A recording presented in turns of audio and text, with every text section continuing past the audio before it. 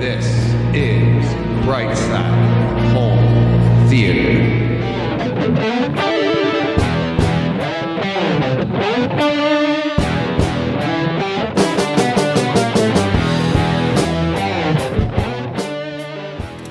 Hey, home theater nerds, welcome to the Brightside Home Theater Podcast. The Home Theater Podcast, it's all about the experiences, the sights, the sounds, the scenes. There we go. That's what I wanted. I almost texted you, Steve. I almost texted you. Like, don't forget. I said he'll pick it up and run with it. Yeah. Okay. That's what happens to me all the time. I heard a question mark at the end there, but yeah. The scenes. Steve, welcome. Officially welcoming you to the show. Meeting John for the first time in virtual person. Is that what we call this? Virtual person. Is that what we call this? Yeah. So this has been, and we are live streaming. And Absolutely. Fame at last. Yeah. Yes, fame at last. It's like we to like 4 people. Well, to be fair, we're live streaming to the green room, which is great. It was funny. We practiced it the other day. You don't need a moderator because the green room's already moderated. It's great. Wow. Perfect. Because you want to be part of the green room, you be a Patreon supporter, or you come on the show. We love those people. Let's bring them all in. So streaming every show from now on, live in the green room. We are? Yeah, from now on. Why not? Graham Cole news says, to me. loving it. Mike Schramm said, well done. I don't know if he's talking to me or talking to the rest of the sausage party. I mean, the green room, little jokes we had back there.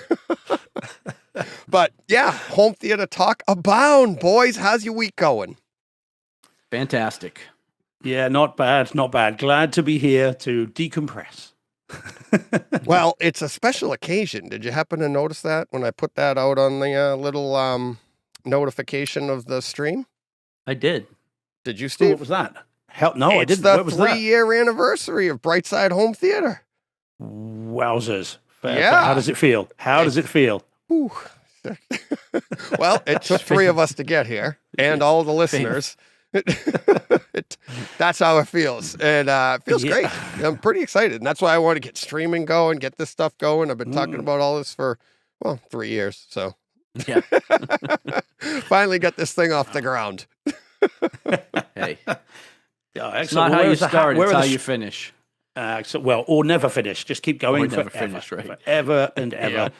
Where are the party hats and the balloons and the cakes? What's going on, DJ? I think the ship sank on its way over to you.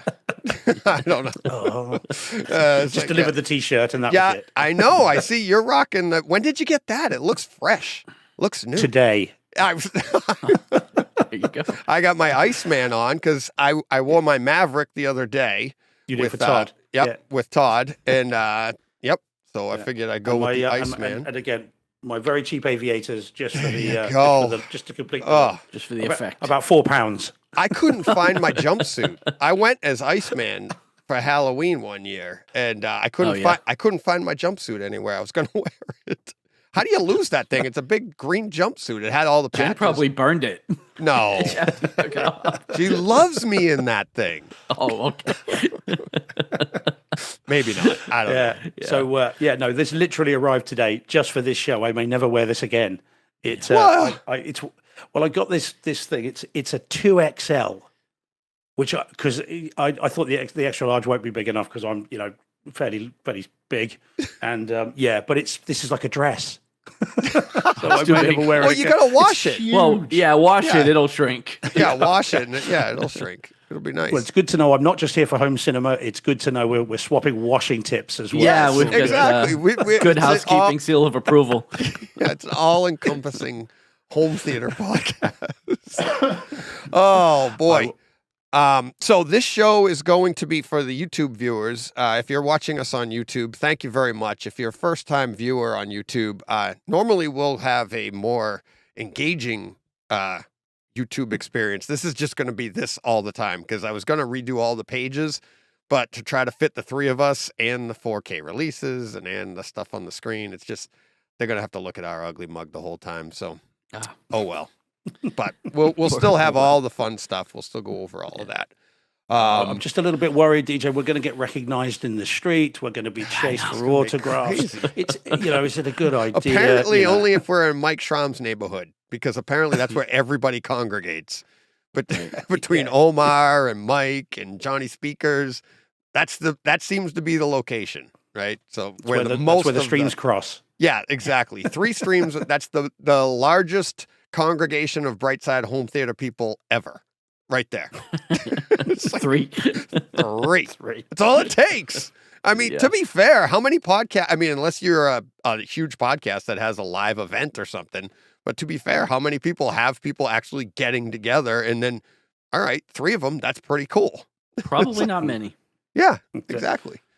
It'll be like the Nazca lines from the air. When you look down, there'll just be a bright side sort of, symbol rather than the, the ants and all that stuff. Yeah. It'll all converge there. Mike Schramm says in the chat, says the more the merrier. So we're gonna have to do one from his house. Yeah. We'll all come on the road. Show up one day. Yeah. All right. He'll be outside cuddling the speakers. We'll know it's his house. Yeah. So we are, because of scheduling, we are in a time crunch. So we will go over our promos page, as I mentioned earlier. So if you want to, subscribe to us on YouTube, greatly appreciated. Hit that subscribe button, mash that like button. John loves to say that. Yeah. Let's see what else. You can follow us on Twitter at BrightSideHT. You can follow Steve at LegalBeagleOK. You can follow John at Arkham Comics with an X. You can email each of us at Steve at BrightsideHomeTheater.com, John at BrightsideHomeTheater.com, and you guessed it, DJ at BrightsideHomeTheater.com. Other than that, John, you want to tell them about your favorite? Patreon.com/BrightsideHomeTheater. There you go. You can donate as little as $1 or as much as you would like. And that gets you into the green room, gets you to be a part of the behind the scenes stuff that we do. We did a green room live stream the other day just to test it out. That was a lot of fun. Mike Schramm ended up jumping on with me after John got off. And that was a learning experience because Mike Schramm used his phone and we got a lot of feedback. So not feedback as in like, hey, thanks, Mike. No, it was like, let's see what else. That's about it. I don't have any updates on patrons. Sorry, I know it's our anniversary, and without the listeners, I'm nothing. Because actually, to be fair, I probably would still be sitting here if I didn't have any listeners, because that's just what I do. Just podcasting into the ether. I started that way, and I'd be like, I'll keep plugging away. Hopefully, John would be like, how's that going? I don't know. But no, it's been a lot of fun. 3 years of this. John started with me 4 years ago at Chat. Obviously coming over here this year. We brought Steve in this year. And we're just ramping up from here. So, so that's about it. Also, you can go to the website, BrightsideHomeTheater.com, and you can click on a box of popcorn, buy us a box of popcorn. That'll get you in the green room as well. And there's a $5, $10, and as much as you'd like. So all of that fun stuff. Ira bought me another box of popcorn this week. So he's the only one that's bought 2. No, that's how he, we're actually, our HT tours, if you want to have your theater featured, which I'm behind on that one, editing those podcast or those videos, they're doing really well. There's the one that we did last week, JR's room, is actually catching up on Mike Schramm's room. It is cranking. If you haven't seen, did you see that one yet? Did you guys see it? I haven't seen either one of them. I haven't seen it. I had a little look at it. Yeah, it's really nice. Oh my God, really nice. The sound treatments he has. He has like 4-inch, the 4-inch sound treatments in his ceiling. He has 4 of them going across the ceiling. I mean, it's an amazing, and the speaker setup that he has is amazing. It's mostly for 2-channel listening. He loves music, but the room, the video is cranking. But yeah, he sends, we make like very little bit, and he sends me. That's why he helped me get it so he could pay me my money. He's like, he feels bad, but he's like, we get like a very little bit of, a little money from YouTube because he puts it through his website, which is already monetized. Right. But yeah, so that was cool. All right. Tweaks of the week. Do you guys have any tweaks this week? None from me. I haven't ventured behind my cabinet. I've stayed well away from it. Yeah, no, none for me this week either. I had an accidental one. I was in my I was in my room and I was watching I was Firefox. We'll talk about that in a little bit. I was watching Firefox and I tried to adjust the volume with my app. And I almost sounded like Popeye. With me app.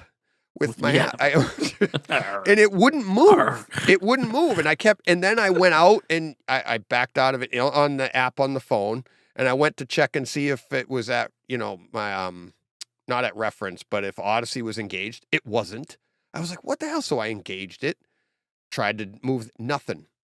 What ended up happening, I got up, long story short, I used the regular remote, used the real remote, used the Harmony remote, tried the volume knob on the front, nothing moved. But it was playing perfectly in the room.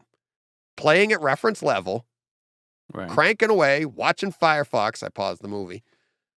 I had to unplug it. It wouldn't even power down. I had to unplug it, plug it back in. As soon as I plugged it back in, ran an update. You could see on the little dial on the front of the Marantz, it gave me the little dial telling me, and right on that little dial, it's pretty cool. It gave you the percentage, 10%, 15%, 21%, and just counted up. Took about a minute, off and running. It's been perfect ever since. So it's nice when you get a little tweak and you didn't even mean it. I don't know. Yeah. I swear it sounds better too. Change anything or do anything? I know. No, that's what I'm saying. I'm like, I swear it sounds better. Right.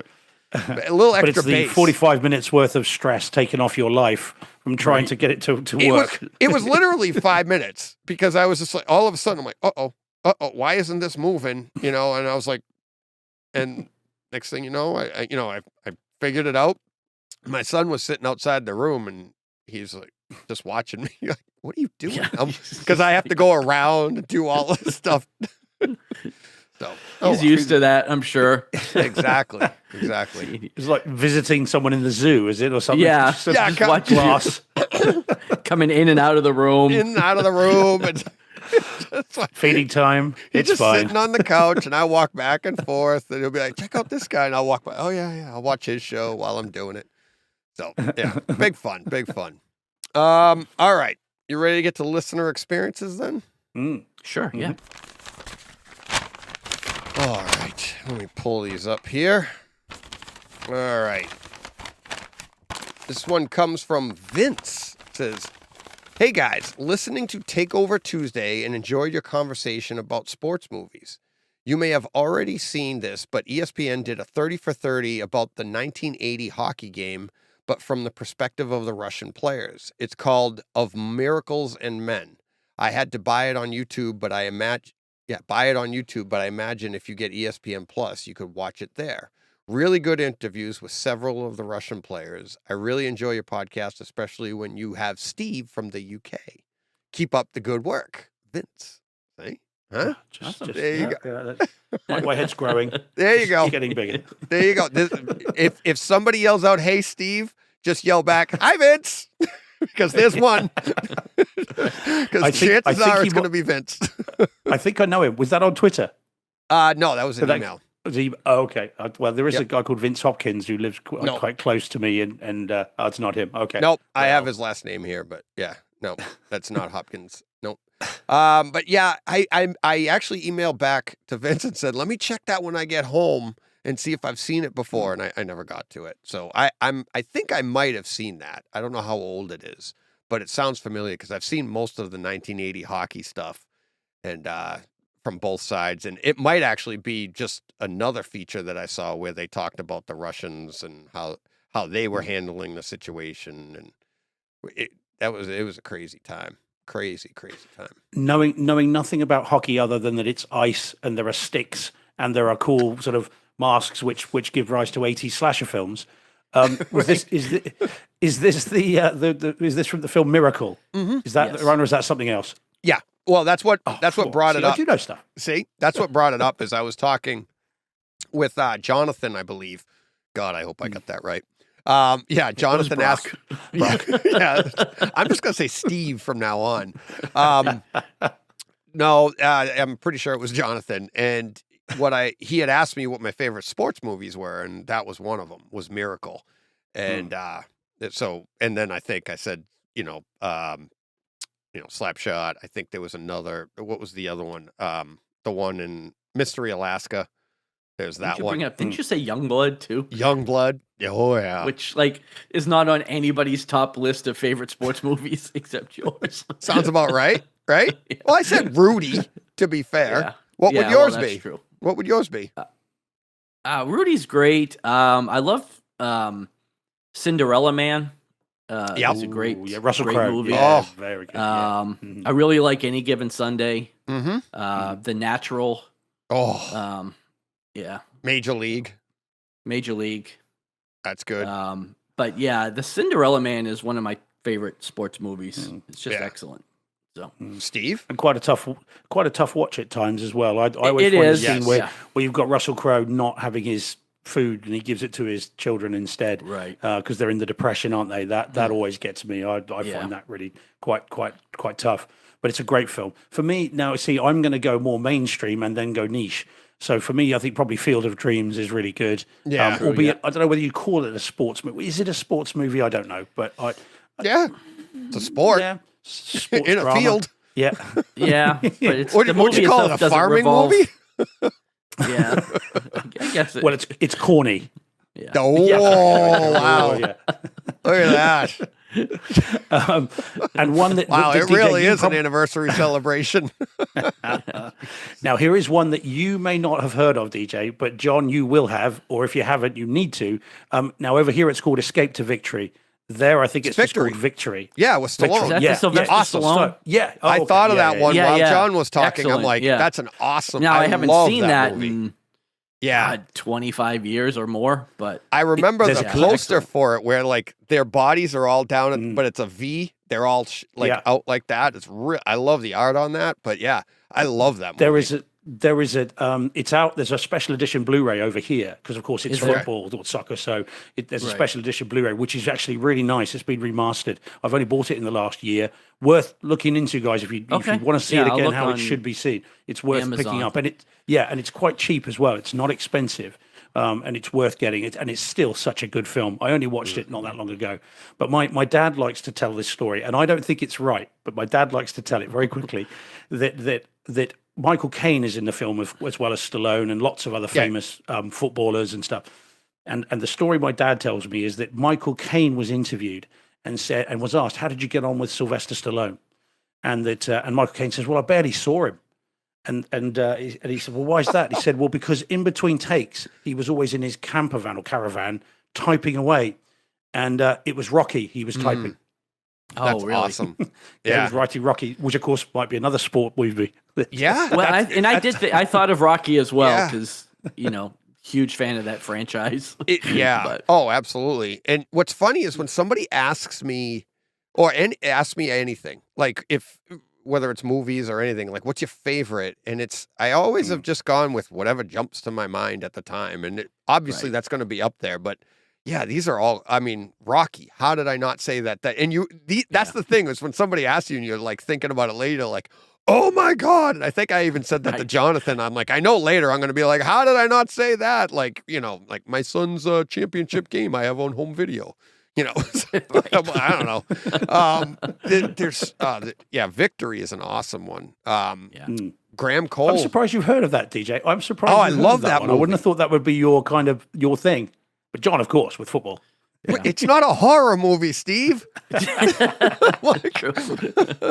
We don't mention those anymore. It's the 1st of November. Nope, it's November horror 1st. So last week. Now it's all Christmas, right? Yeah, it's all Christmas. Graham Cole's weighing in with Moneyball. Yeah, that's a great really sports movie too, and that's along that Field of Dreams idea, right? Because it's not necessarily it's about sports, but it's the business side of sports, but it was fascinating. But the triumph of that film for me is I know nothing about baseball other than in 1998 I went on the 4th of July. I went to Fenway Park and watched the Red Sox play, and they got absolutely hammered.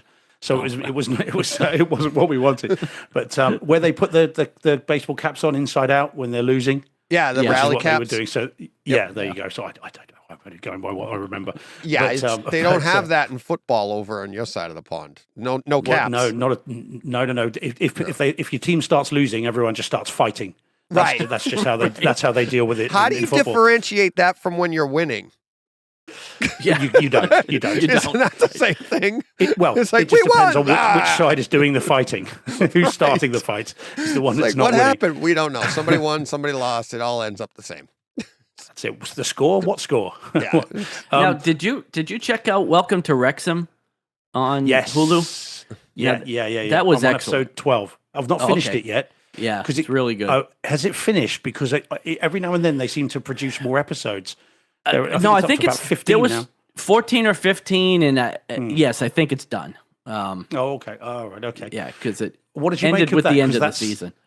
Oh, okay. I really enjoyed it. Yeah. Yeah. It's a good slice of British life. It actually very well encapsulates this small working town life, I thought, and quite nicely. It wasn't just focusing on Ryan Reynolds and Rob McElhenney. Oh, I can't say it. McElhenney. Yeah. McElhenney. There you go. What you said. Knuckleheady. Yeah, it did. It felt very. It focused so much on the townspeople and which was their nice. lives. Yeah, which was great. So. Yeah, that might be worth a watch, DJ, if you get a chance to watch that. It's very idiosyncratic, but it's got Ryan Reynolds in it, so you'll love it. I told him to watch it, but I'm sure he hasn't. But yeah, Moneyball for me. What was good about Moneyball is that knowing nothing about baseball. I told him to watch it. Moneyball He doesn't. Still hasn't seen Vikings yet either. The bastard. I can't even think of the one I told you about, John, a while ago that you hadn't seen yet. Or maybe you probably have seen it by now. I might have seen it since then. Yeah. But yeah, so Moneyball was still a very good film, even for those of us that know nothing about baseball. I thought it was really good, much better than I thought it was going to be. Yeah. And I mean, I've got the Blu-ray, and I thought, it's going to be way above my head. I'm just not going to get any of this. It'll all be about RBIs and all kinds of stuff that doesn't mean anything to me. You know that? Well, that's all I know. There we go. That's my baseball knowledge absolutely exhausted. There you go. And of course, how I was told it was an RBI or whatever it was. However they said it. We went to the one part in the country. But I thought it was great. Yeah. So Moneyball definitely deserves to be up there. Awesome. Yeah, it's great. Yeah. Concussion as well, I'd say, is good for similar reasons. Yeah. See, I haven't seen that. Yeah. Oh, it's Yeah. sobering. Yeah, it's a sobering film. It doesn't shy away from the impact of, if you'll forgive the expression, the literal impact of this sort of these tackles and stuff. And what's interesting for me, of course, is now that that's shown in rugby as well, having exactly the same injuries in rugby and people suffering the same way. Too. Right. Soccer's, I mean, that's the one that surprised me, is when the report started to come in. That you get concussions from heading the ball in soccer and stuff. Well, because they do it with such it is a force. contact sport. I mean, it's not rugby or hockey, but Right. I mean, there's some tackles that take place, and Yeah. people hitting their heads, and It's that whacking the ball and stuff. But yeah. All right. Well, it's definitely worth picking up that one. Concussion is really good. Yeah. But again, it's a nice. It's I gotta 4K start a disc. list. It's out of 4K.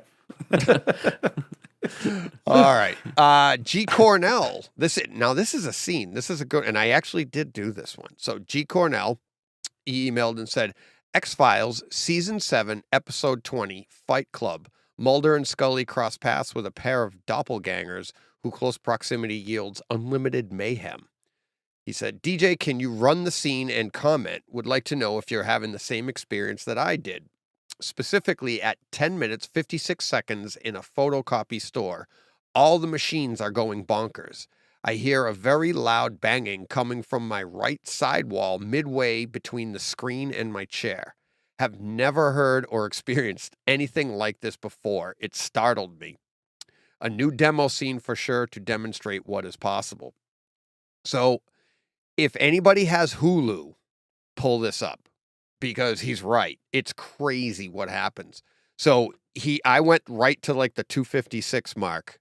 And now G. Cornell has this, he bought the Blu-ray set, which has the DTSX master audio on it, which I'm sure it's 5.1 and I'm sure sounds fantastic.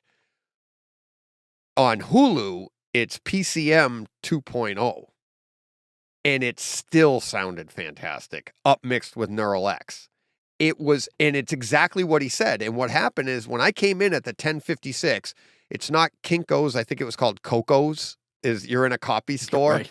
But you come into the store if you started at 256 and they're like all the copy machines are just like, and they're all going nuts. But then on your right side of your room towards like exactly where he said, like halfway between where you are and the front of the room to the right, you hear this like slapping noise, like whack, whack, whack, whack, whack, whack, whack. And it's startling.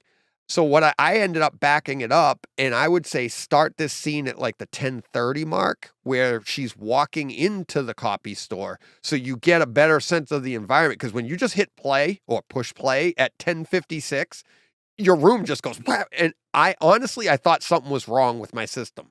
I was like, what the heck? Because it's all weird noises. It sounds like a copy room, which isn't a normal sound that you would hear.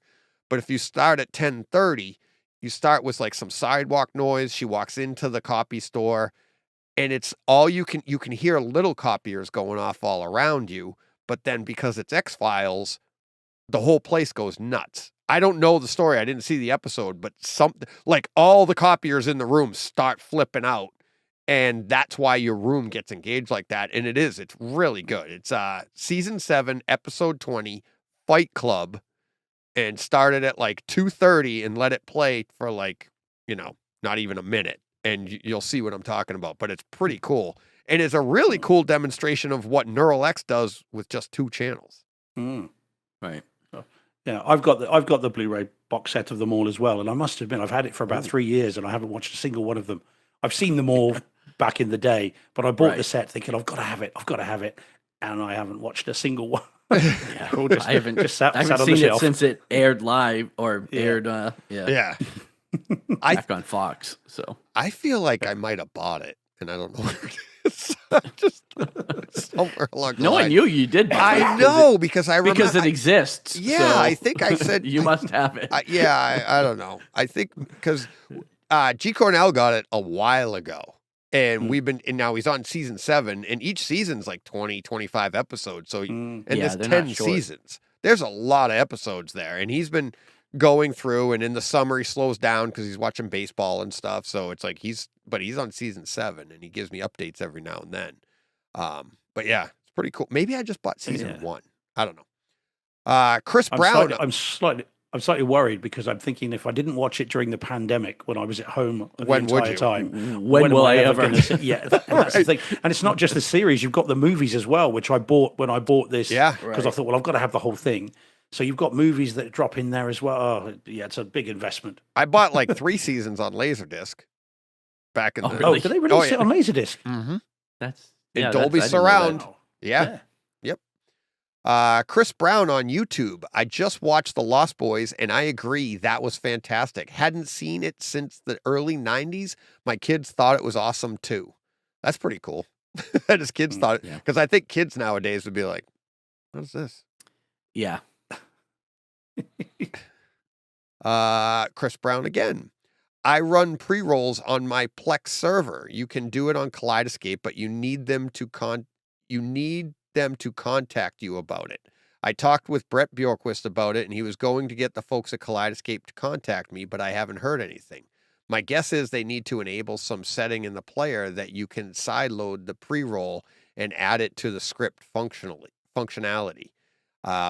If that's the case, I would love to hear about that because I would definitely work on something like that. I don't know if I would want to run it all the time because, like I said last week, it sounds like something that you want to do it once or twice and then never do it again. Right. And now you're watching your stuff that inevitably is going to have a flaw in it. Like that helicopter's not going where I wanted it to. Right. You get aggravated. But yeah, I know you can do it at the Plex. I know you can do it in the Zapiti. And I guess if you can do it in the last time I talked to Brett when he was on here, I asked him about it and he said it wasn't. So maybe there's something new. It always seems to me as one of those ideas that sounds cooler in theory than it is in practice. Right. Absolutely. It's one of those things that you're like, you really want to have it. And then when you get it, you use it like once or twice. Yeah, it's great once. And then you just want to get to the movie. Right. Oh, why did I do this to myself? How long is it going to take me to get rid of this? And then you forget how. Oh, what am I watching? It's something I thought about ages ago as well. I thought, oh yeah, that sounds so cool. Yeah. I'd love that. And then I'm just thinking, well, yeah, it's going to be like when you go to the theater and you've got to sit through the movie theater chains advert before the movie, and you just Coca-Cola ad and the Yeah. all that stuff. Yeah, one of the movies we're going to talk about today, Bullet Train, right? And it's like I saw the trailer for that probably, I don't know, like 8 times, 9 times this spring, because going to see Maverick a couple of times, every movie had Bullet Train in it, and by the end of it, I was like, I don't even want to see this movie now. And it's like, now that's just one movie 8 times. Imagine you put that trailer in front of every movie every time you sit down and fire something up, and you're like, there I go again. Like, imagine if I did one. And you jump to a new movie every 10 minutes. I know. I mean, you'd spend more time watching your pre-roll than you would any of the content you're trying to watch. It's the be careful what you wish for thing, isn't it? Yes, it is. It is. In my pre-roll, at 3 minutes and 42 seconds, there's a really cool helicopter pan. This chapter 3 of my pre-roll, right at the very end of it, you get to chapter 3. I got 3 chapters to my pre-roll. 3 chapters. Yeah. Well, that's not all. It's the length of Lord of the Rings. It's you've got to have it all there. Yeah, don't worry, and it is me, so it's about right. Brockstar says DJ. Exactly, Steve. DJ, I'm devastated you did not enjoy Cabin in the Woods. Actually, I'm just surprised. I hate horror. I like Scream. I like the Scream movies. The first Saw movie, and that's about it. I don't think 7 fits in the horror category, as that is one of my favorite movies, but is more of a psychological thriller, right? So my hate for horror did not keep me from really liking Cabin in the Woods, probably because it pokes fun at it, from the creepy old gas station guy to just all the corny Scooby-Doo type antics. I thought it was pretty creative on the twist. Sorry for my recommendation. Love that you're enjoying Light and Magic. For all the hate Lucas gets for his dialogue writing, he is to credit for massive achievements in furthering cinema today. Absolutely. That's what I've always thought of George Lucas. I mean, since growing up, it's like everything that he did for sound, and now you learn so much more. Light and Magic. Did you watch all of that yet, guys? Have you seen all of it? I still haven't started it. Oh, come on, John. I'm about a quarter of the way through. I think I've just got past Poltergeist, so I'm at 82. I haven't got to ET yet, so that's the next one. So I think I started watching it, but it goes on. Did you get to that one gentleman that was just like so thankful for ILM, and he's like, if I couldn't do this, I'd be dead. Did you hear him say? Oh yeah, that's dark. It is, but I was like before, and he paused. He was like, if it wasn't for this, and he looked around and he went, I'd probably be dead. Because he's talking about the ideas in his head, and I'm saying, and I knew where he was going. I knew, and I've said it on this podcast, when you get these ideas, I joked around with you guys about your audio levels. You get ideas in your head. I actually wasn't joking, but you get ideas in your head, and you want to get those out. And these guys are at the best of the best, right? And they're trying to solve problems. And if they didn't have an outlet for doing that, like he said, it'd probably drive him crazy. He might go crazy. He might be dead. Right. And it was very powerful when he got to that one. I could totally, like, I knew that's what he was going to say before he said it. And it was really, really cool. I don't think I've got to that part yet. I don't think so. It's probably in 3 or 4. Episode 3 or 4. Coming up to that then. Yeah. So, but but going back to Cabin in the Woods, I did watch it again after we had our chat about it last week. You said sorry. Yeah, exactly. I still like it. Yeah, exactly. I did enjoy it, and I was reminded of the home cinema power of it, because when you get to the ending and it's everything's falling apart. It. But yeah, I like it. And I know I'm one of 3 of us who happens to like horror. So I get it. I think John likes it more than I do, right? I like not according to last week of horror. I don't like slasher horror. Right. Like I guess I like the psychological horror Yeah. and like the ghost type horror, you know, like scary Supernatural. things. Yeah, supernatural. I really liked House on Hill, you know, Haunting of Hill House, things like that. I enjoy. I never have been one for like the Freddy, Jason movies or any of that. I don't know. I just don't like those as much.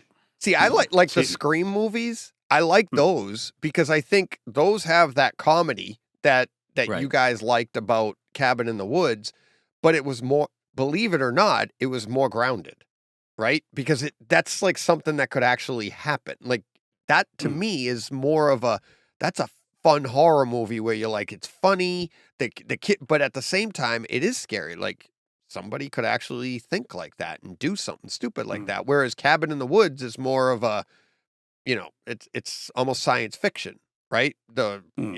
Or fantasy type thing, but also has a comedy element to it. So once you get to that, it really is not as well grounded. You kind of lose me, and it's just not my cup of tea. You like the grounded stuff like Star Wars and yes, absolutely. You're there. See, you're thinking just like me. Yeah, exactly. See, I like them all. I like every genre of horror. There are some I like love more your than breakdown of the genres too, and that's what I was just going to say. That like Seven, I think, is a horror. It's just a different genre of horror. Yeah, I think it is a psychological thriller. I think you could exactly. It treads the line, doesn't it? Because I mean, there's no doubt the ending of that. You know, let's not spoil that for people because they should see it. Right. But the ending of that is pure horror. I mean, that's you know, as horrific as it gets. That's what I mean. Yeah. And and of course, Sloth, is it? Who's the guy with the on the bed? Is that Sloth? Yeah. Yeah, that was. I think it is. Yeah, it is Sloth, isn't it? Was it? Yeah. No. No, the big guy. That was Gluttony. Gluttony. That's Gluttony. Glutton. Yeah. Yeah. But that one on the bed, I mean, that's horrific. I remember seeing that in the theaters, and the people are in the cinema screamed. Yeah. Absolutely lost their minds when what happens. And I mean, I was ready for it because, of course, the sound goes quiet, so I knew something was going to happen. Right. But the people that didn't they lost their minds at that. They really did. Yeah. So that's horror. But I think I like it all. I like the supernatural stuff as well, and all that, and all those various genres. But for me, I'll always have a soft spot for the stalk and slash, and the opposite of you, John, only because that's what I kind of grew up with in the 80s when I was too young to watch them. So for me, Friday the 13th, Nightmare on Elm Street. You know, all those films and Halloween are all those movies that I'll always have a soft spot for. And I'm the poor sap that's always buying the next Friday the 13th box set, who's buying the next Nightmare on Elm Street box set, despite the fact I've already got them. Right, just because there's one more movie in it. Yeah, exactly. So I'm the guy that they market them for. But I think I'm with you, DJ, on that in terms of it could happen, you know, until they go a bit crazy, and all of them at some point do. The nut of the story, or the nub of the story, is just some guy sticks on a mask and starts walking around and picking people off, and that I think is at some level more disturbing, scary. Maybe I don't know. Maybe I don't scare easily, but certainly more unnerving than The Exorcist, for instance. Right. You know, where you've got kind of someone their head spinning round and all this stuff. It's all a bit But people approach that film in particular differently. Some people will look at that and think it's a joke, think it's a comedy. Others look at it and are deeply unnerved by the whole thing, and so it just shows you kind of only take from it what you bring to it. Yeah, if that makes sense. sense. No, it does. But it's what makes horror so much fun, and why X is not a bad film. I wouldn't know yet. I'm going to try that one next year. I had a hard time with X. I really did. John? Do you know what was fun about that? Listening to that last week, just again very quickly because I see the time, guys. So I'm trying to be quick. No, you're fine. But I was enjoying. I was agreeing with you, disagreeing with me. so as I was watching, I told you, John, he will fit in perfectly here. Right. But I was thinking because what you were saying about it is exactly what I thought when I first saw it, and I tweeted Right. that out. I tweeted out how much I didn't like it, and was just like, what is it with these elderly people using the Force and moving around at lightning speed, and how have they done all this? But then when I rewatched it, and this time on a bigger screen and watching it properly in 4K. It made much more sense the second time round as an homage to the Texas Chainsaw Massacre and those kinds of films. So if you like those movies, and I know you're fairly agnostic on them, but if you like them and you watched that X again, it's a lot. It actually falls into place, and I thought it was much better second time. But yeah, so as I said, I was enjoying the fact that you were disagreeing with me and agreeing with you for disagreeing with me. But yeah, Well, it's an unusual film. What do you think of this one? Ariel Alon says, Hereditary, must-see horror with immersive character depth and multi-layer psychological experience. I haven't seen it. It is on my list of to watch movies at some point, though. So Have you seen it, DJ? Have you seen it? Okay, so it's the official one who has seen it. Yeah. Now this is another example of elevated horror. So it's got a meaning to it that's deeper than it. Now this is the only one that I didn't particularly like the first time I saw it, and I haven't been back to it yet. I've got the Blu-ray. There is, again, no spoilers from me, but there is an incident that happens early on that is shocking to your core. Something happens that you just don't see coming and is very difficult to watch. Okay. Yeah. And then the rest of the film are the characters reacting to that and what caused it and everything else. And I didn't quite get on board with it. Toni Collette is in it, and she's normally brilliant. She's an Australian actress. She's great. And in this, I just felt she was kind of swinging for the fences a little bit and perhaps missing for me. But I'm in a minority of one. I think most people absolutely love it. Okay. But it's from the same director, I think, as Midsummer, and then I'm trying to think of the other one. But Midsummer's fantastic. Now, I thought the guy that did Midsummer did X as well? Is that not true? No, not Ty West did X. Okay. Do you know what? I don't want to get it wrong. So we're live for a moment. So let me have a little look and see. I don't think he did. I think it was I could be wrong, but I thought I saw that. Yeah. Let me have a look. Sorry, I'll just have a double That's check okay. now. There we go. Because I'm curious. IMDb is my friend. Yeah. What I love, by the way, is I was going to say, sorry. what I love about Steve is how many times do you hear him say, I didn't like it the first time I saw it, but then I sat down and watched it again. I don't do that. Very rarely do I do that. Steve finds something that he doesn't like, and he's like, it's got to be me. He brightsides it. He's going to watch it again until he likes it. Yeah. I'll only do that if it's a movie I like with, I think Shazam. I did that with when I saw it in the theater, and I was like, I did not like it the first time I saw it in the Jurassic theater. Dominion. Yeah, and then most recently was Dominion. But other than that, it's like, I don't think I've ever gone back and watched Judge Dredd. I was not a fan. Yeah, it's it was Ari Aster is the director. It is the same guy as Hereditary. Same guy. He did that. Yeah, so he did Midsummer and Hereditary, but Midsummer is fantastic as a really weird exercise in sort of transforming you into a totally different time and place. If you guys haven't seen that, then wait for next October. And then give it another go, because I'm not recommending horror films outside of October. I know I'll get told off. So it is very good. But there is a film I never watched again that I haven't watched after I hated it the first time. Can you remember, DJ? Midway? Well, no. Well, I haven't got to Midway yet. I will watch that again. Okay. But there is one that I will never see again. That I saw at the cinema. I hated it, and I will never watch that movie again. No, I don't remember. What is it? The Fifth Element. Oh, that's right. Yeah, and that surprises me. You know, I'm not a huge fan either, and so many people really like that too. It's a great home theater experience. Yeah. I'm not a huge fan of like it. I mean, it is like extravagant. The entire, but in your theater, it is an experience and a half. It is awesome. Oh, what the heck is his name? Bruce Willis? No, the not Chris Rock. People have said it is that. Chris Tucker. Chris Tucker. Tucker. Because a lot of people say Chris Rock, and I'm like, no, I know it's not Chris Rock, but his character is amazing throughout the movie. And then when he does that scene towards the end, when he's in like the auditorium and he's got the microphone and the way it echoes in your room, there's so much to that movie that is just like an amazing experience in your room. It's so much fun. I had so much fun with Steve's that just breathing heavy and is like, I can't do it. I can't. You're not going to talk me into it, DJ. It is so good. It's just post-traumatic stress disorder is what I'll get if I have to go through that again. This is to me, that disc is one that's like a vampire. I'd have to invite it across the threshold of my cinema room, and I'm not prepared to do it. Just with some garlic.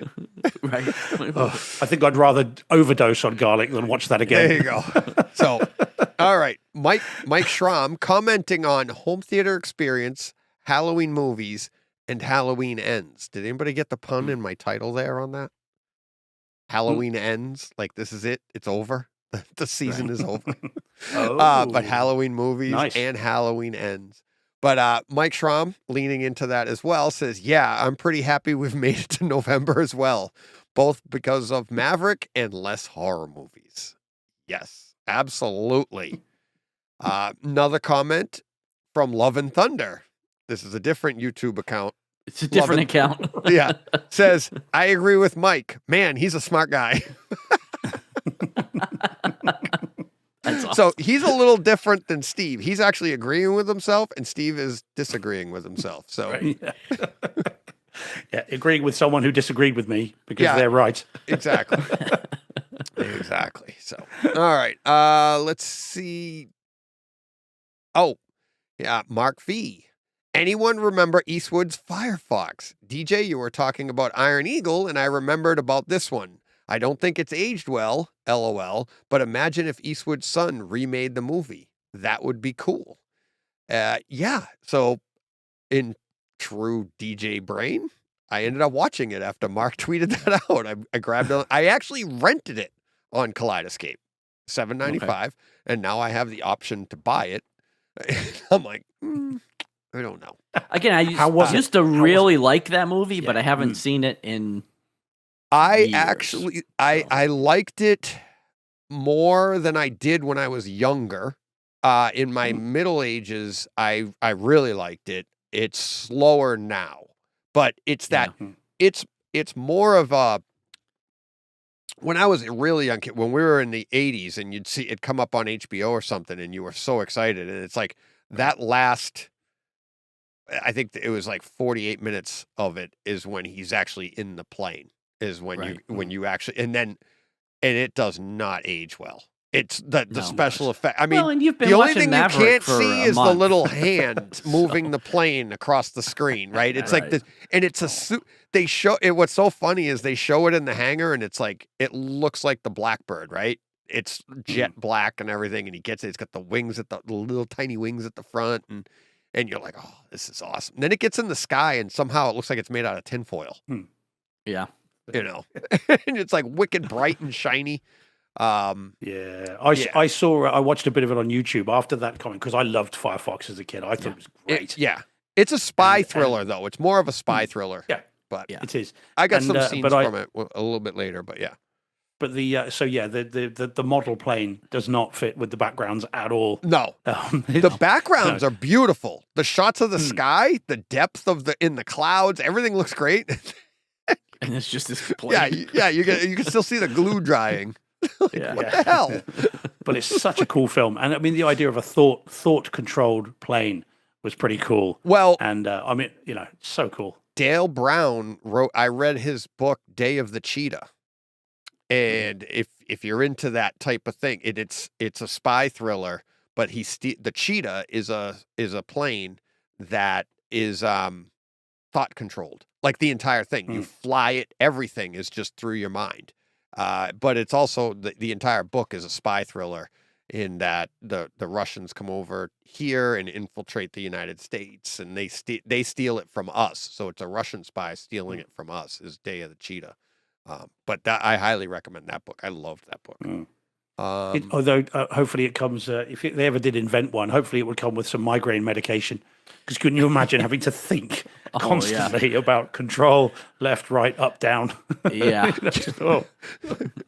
You just see this plane going across the sky going, That's Why not? DJ. Because God forbid you start goes- daydreaming for 5 minutes. Yeah, and then- There goes DJ. It's Oh, like that my space looks mind. cool. Ooh. Yeah. yeah. Well, with his ADD, yeah, he'd be. I'd be like, oh, look, pumpkins. Yeah. Oh, all right. AV Nirvana's last week's most popular topics. Hang loose. Industry. The hang loose convoler makes a perfect. I won't read it all, but the first one was AV industry news. Second, AV industry news. Third, AudioSense user forum about AudioSense XO. What is the roadmap? Room acoustics and treatments. AudioSense, and then live streams came in at 6. Brockstar Cinema came in at 7, and then spoilers came in at what's that? Spoilers came in at 9, and Brightside Green Room bonuses, Easter eggs, and special features came in at 10. Isn't spoilers the thread that has like literally no comments on it? I don't know. Except for your one. Maybe. I don't know. Oh, I just clicked on it. I didn't I mean don't to think do there's that. anything in that thread. Well, I think if you're going to continue to do the top 10, DJ, you need to do a Casey Kasem impression. Straight oh up yeah. number 10. Well, they send it out every Saturday. I get the email on the most popular topics. But I think, like you said, that John, that probably says more about like the rest of the site Right. at the time, right? It's like, but the spoilers actually was more active. Might have got a click or something and a like. But yeah, Spoilers. pretty It cool. has 5 replies, 23 views. There you go. So. Let's see. John emails saying, watching Ash vs. Evil Dead, Bruce Campbell hit it right on the head series ended was because on Stars, now it's on Netflix. Top-notch home theater audio experience, even being 5.1, not Atmos. Special effects are excellent in my opinion. Feature movie caliber. Story is fun, characters well developed. This is not a super scary series, more like Zombieland than Evil Dead movies. However, Bruce Campbell is fantastic. He puts himself out there character-wise and physically every episode. No one else could play that part. Each episode, usually 27 minutes. Highly recommended. Sent from his iPhone. I watched season 1 of that, I think when it was on Showtime. Oh, yeah? But I haven't seen anything past season 1. I really liked the show, though. I thought it was really good. I have no comments as far as home theater experience, though, because I probably was watching it in my bedroom on Right. TV. Yeah. But yeah, a lot of fun. And see, and those are movies I do enjoy. I really like the Evil Dead movies, and I liked that Never show a lot. So I've never seen the series. I must admit, I've seen 1, 2, and 3 of the movies, and the recent-ish remake, which I thought was great, although very different to the other ones.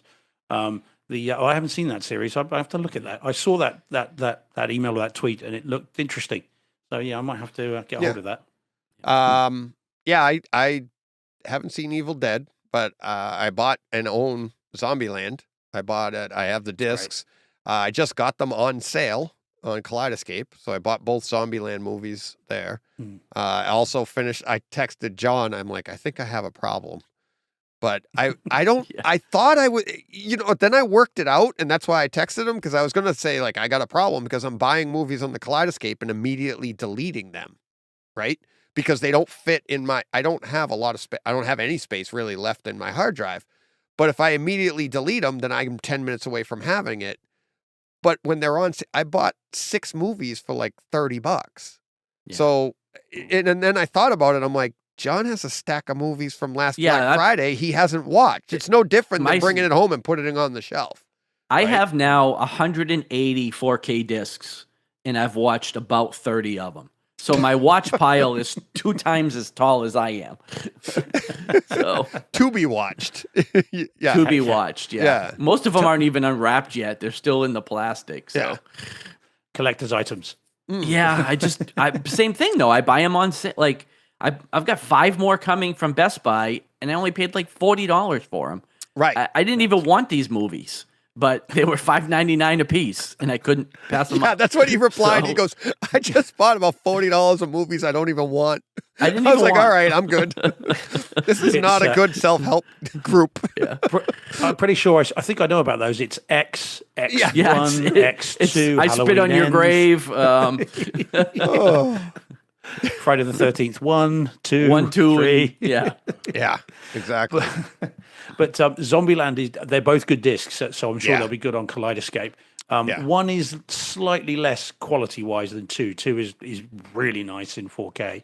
Yes. I've got both discs. But so when you buy them on the Kaleidescape, Mm-hmm. if you don't download them, do you still get them on your your screen with all the different ones? Okay. No. So how would you even know you've got them?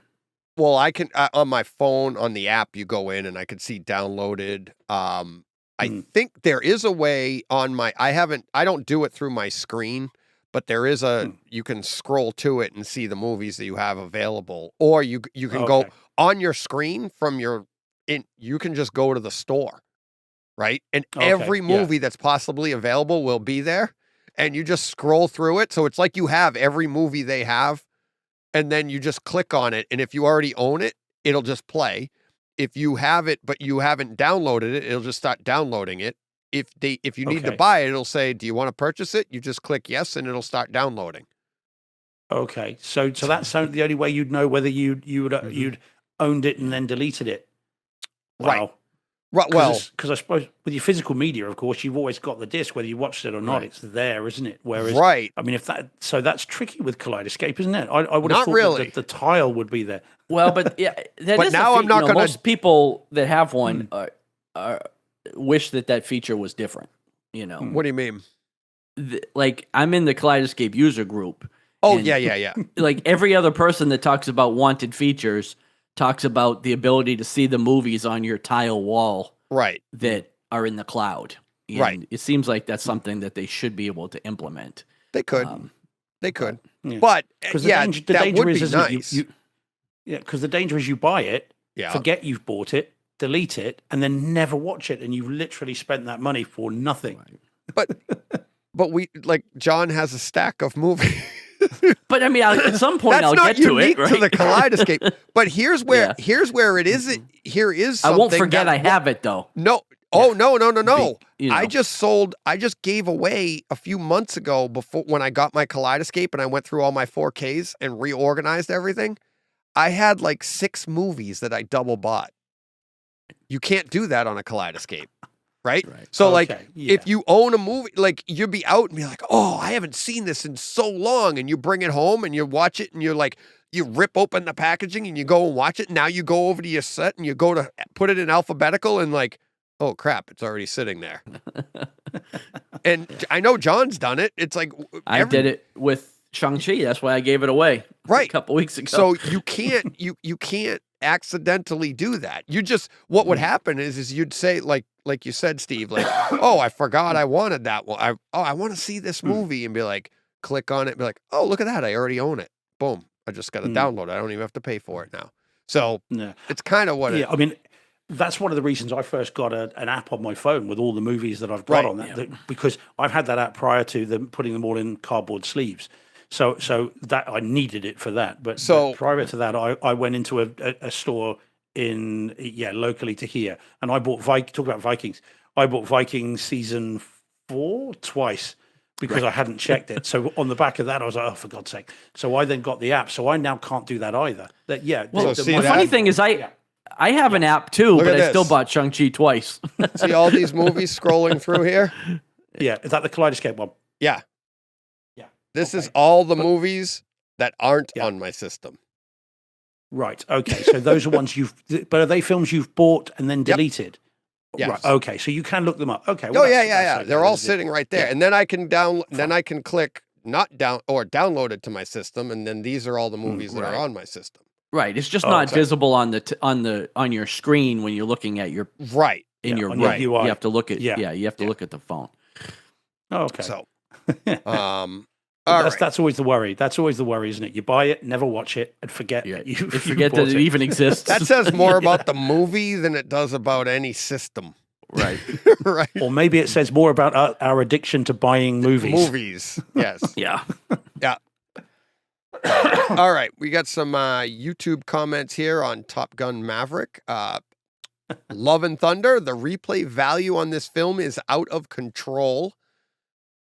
Mike Schramm agrees. No.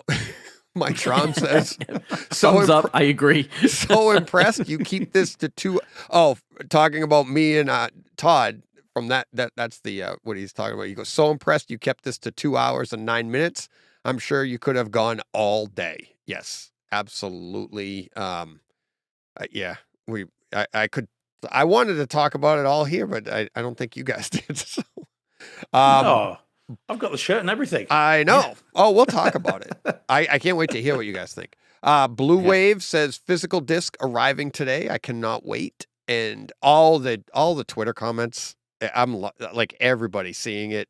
Omar saying something. I can't remember. I should have grabbed it in here, but he said, because I encouraged everybody to watch all the fun people are having because of everything, watching it for the last 2 months digitally and now being able to compare it and all the fun stuff. It's awesome. Awesome. And I'm sure it'll be going on for about a week. I still think you've done very well, having had it forever on Kaleidescape, to not have showed off at it at every turn since you had it. See, I would have done. I'm not strong like you. I'm weak of character.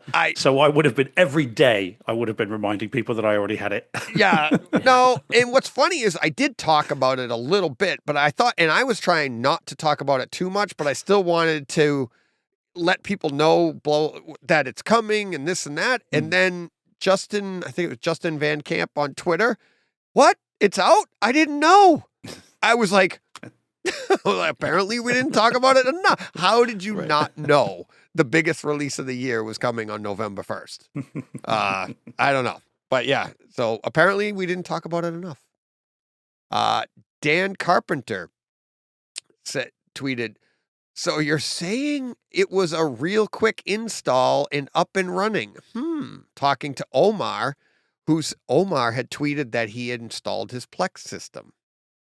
Right? And Dan says, so you're saying it was a real quick install and up and running? At Brightside HT. Did you hear that? It was a quick install. Omar, are you sure it didn't take days to set up Plex? I keep hearing on BSHD that it's really hard to set up. And I replied, did you see, Dan, did you hear that all he did was connect his hard drive? Right. Did he actually rip all his movies? No, it was already done. Nobody's talking about setting Plex up. It's ripping 180 movies. That's what we're talking about. Or just getting to the point where you can rip the first one and know how to do it and be successful at it. Once you do that, it's just months of time of just putting the disc in, hitting this, doing that. And it's like, it's all of that work. But even just getting to there, getting the drive, the correct drive that will read the right disc, getting the software, doing all that stuff. And then it was funny. We went back and forth. We were joking. And Dan wrote out this one tweet. All you got to do is blah, blah, blah, and all this. I'm like, Dan, that tweet was foreign language to most people. But like, I love it because Dan's like really smart with this stuff. But like in Dan's head, he's like, this is just easy, people. All you got to do is, and then he starts speaking like Mandarin. Like, I don't know what you're saying. I still don't see the problem with putting the disc in the drawer. Well, there is no. I don't really either. With Steve, I'm with you there, honestly. Well, yeah. Because again, I watch one movie at a time all the way through. I don't watch 10 scenes a day and watch, 10 movies a week in 10-minute increments. Did you see the video of Jonathan's theater where he has his big screen? He has a 110-inch screen, and then off to the side of it, he has like I think it's a 42-inch television off to one side of it. so that it's for sports, so he can watch a sports game here, and it's like I didn't see it. I heard him talking about it on Takeover I Tuesday, used it. It's in the video too. If you go into the green room and watch the video of that, but it's pretty cool. I don't know how anyone can do that. I could not concentrate on two things at once. I just couldn't do it. I had all four. I had when I had Dish, I had Quad Box, and you could have like 3 sports on a Sunday afternoon. In October, you could have an MLB playoff game in one box. You could have a football game in another box. I think one Sunday the Bruins were playing a hockey team. I had that going, so we had them all going. And then what was cool is you'd move the cursor around the box to get the audio from which one. So you could be watching the one like this is the game we wanted to hear, and you'd be like watching. It was a lot of fun. I had like 5 or 6 guys in the room. And we're all sitting there, we're watching, and somebody will be like, "Oh my God, did you see that?" We're like, "You gotta yell out a coordinate. Which one are we looking at? Right. Top left, bottom right. What are we doing here?" But it was a lot of fun.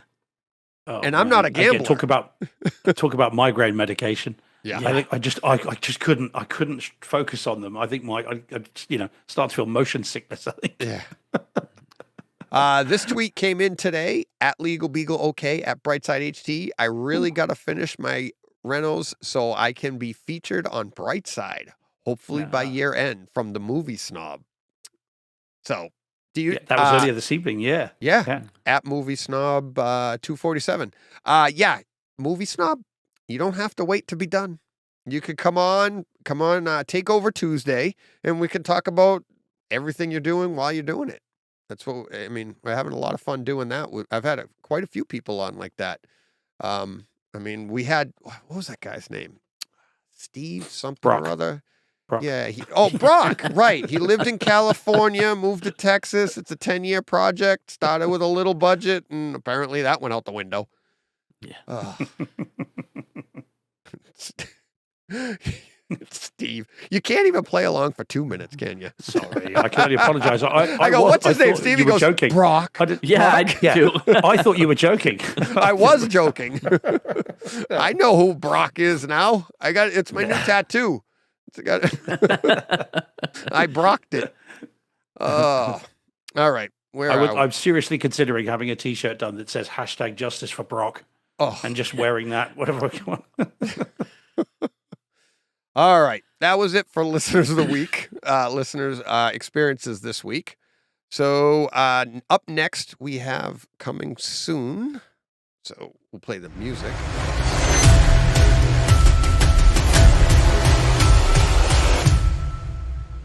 All right. Coming up next week, it's kind of a short week. We have Casablanca coming in 4K from 1942. I have high hopes for this one.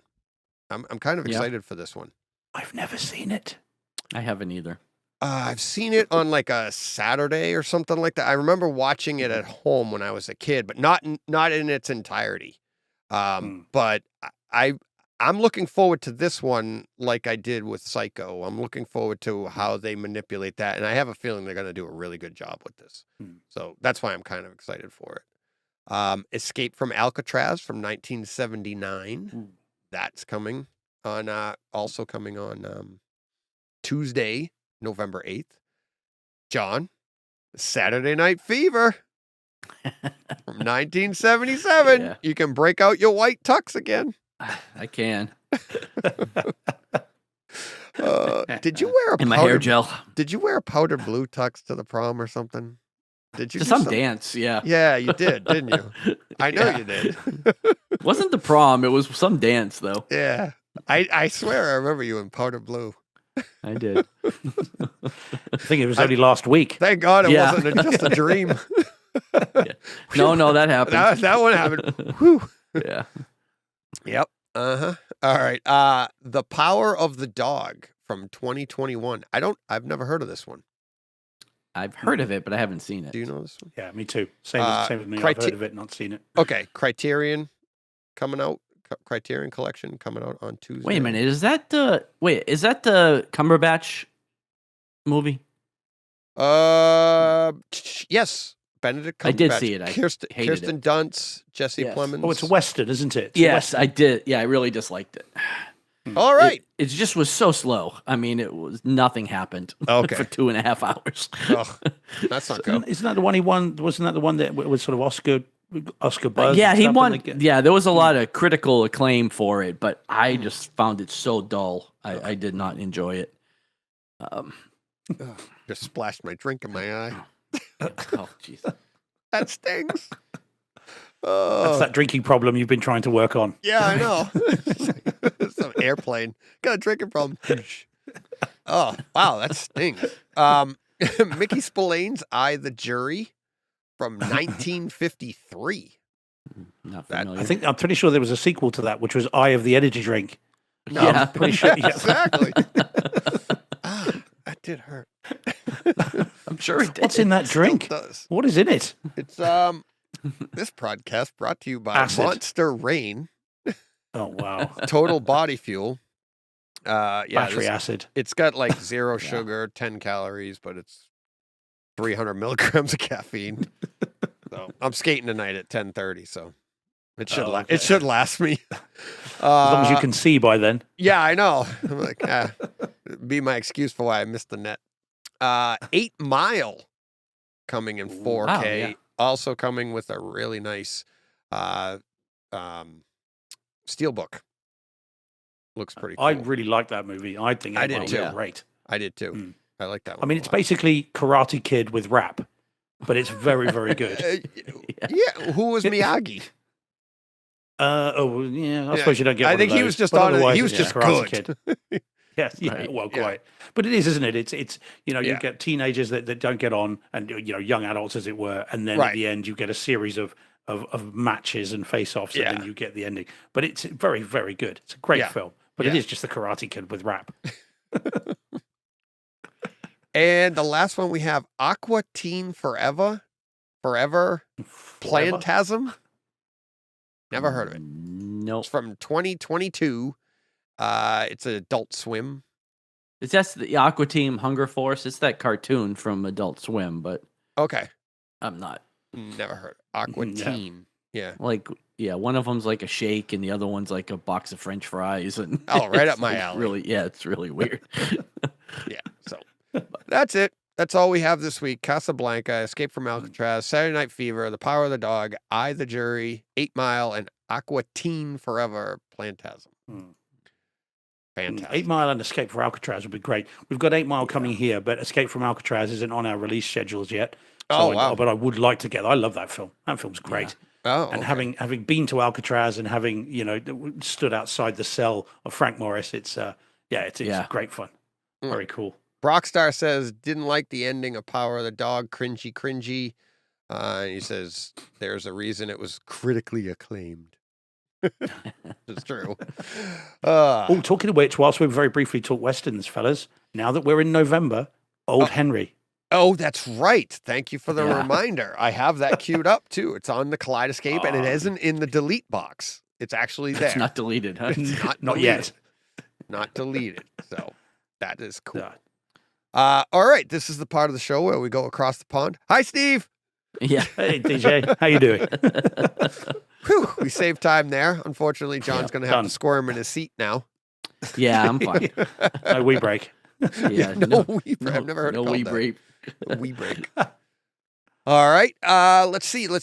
Now we're at the real HT experiences for the week. So we'll just go around the table here, boys. We're sitting at a table, right. round table, It's like we're sat at a bus stop.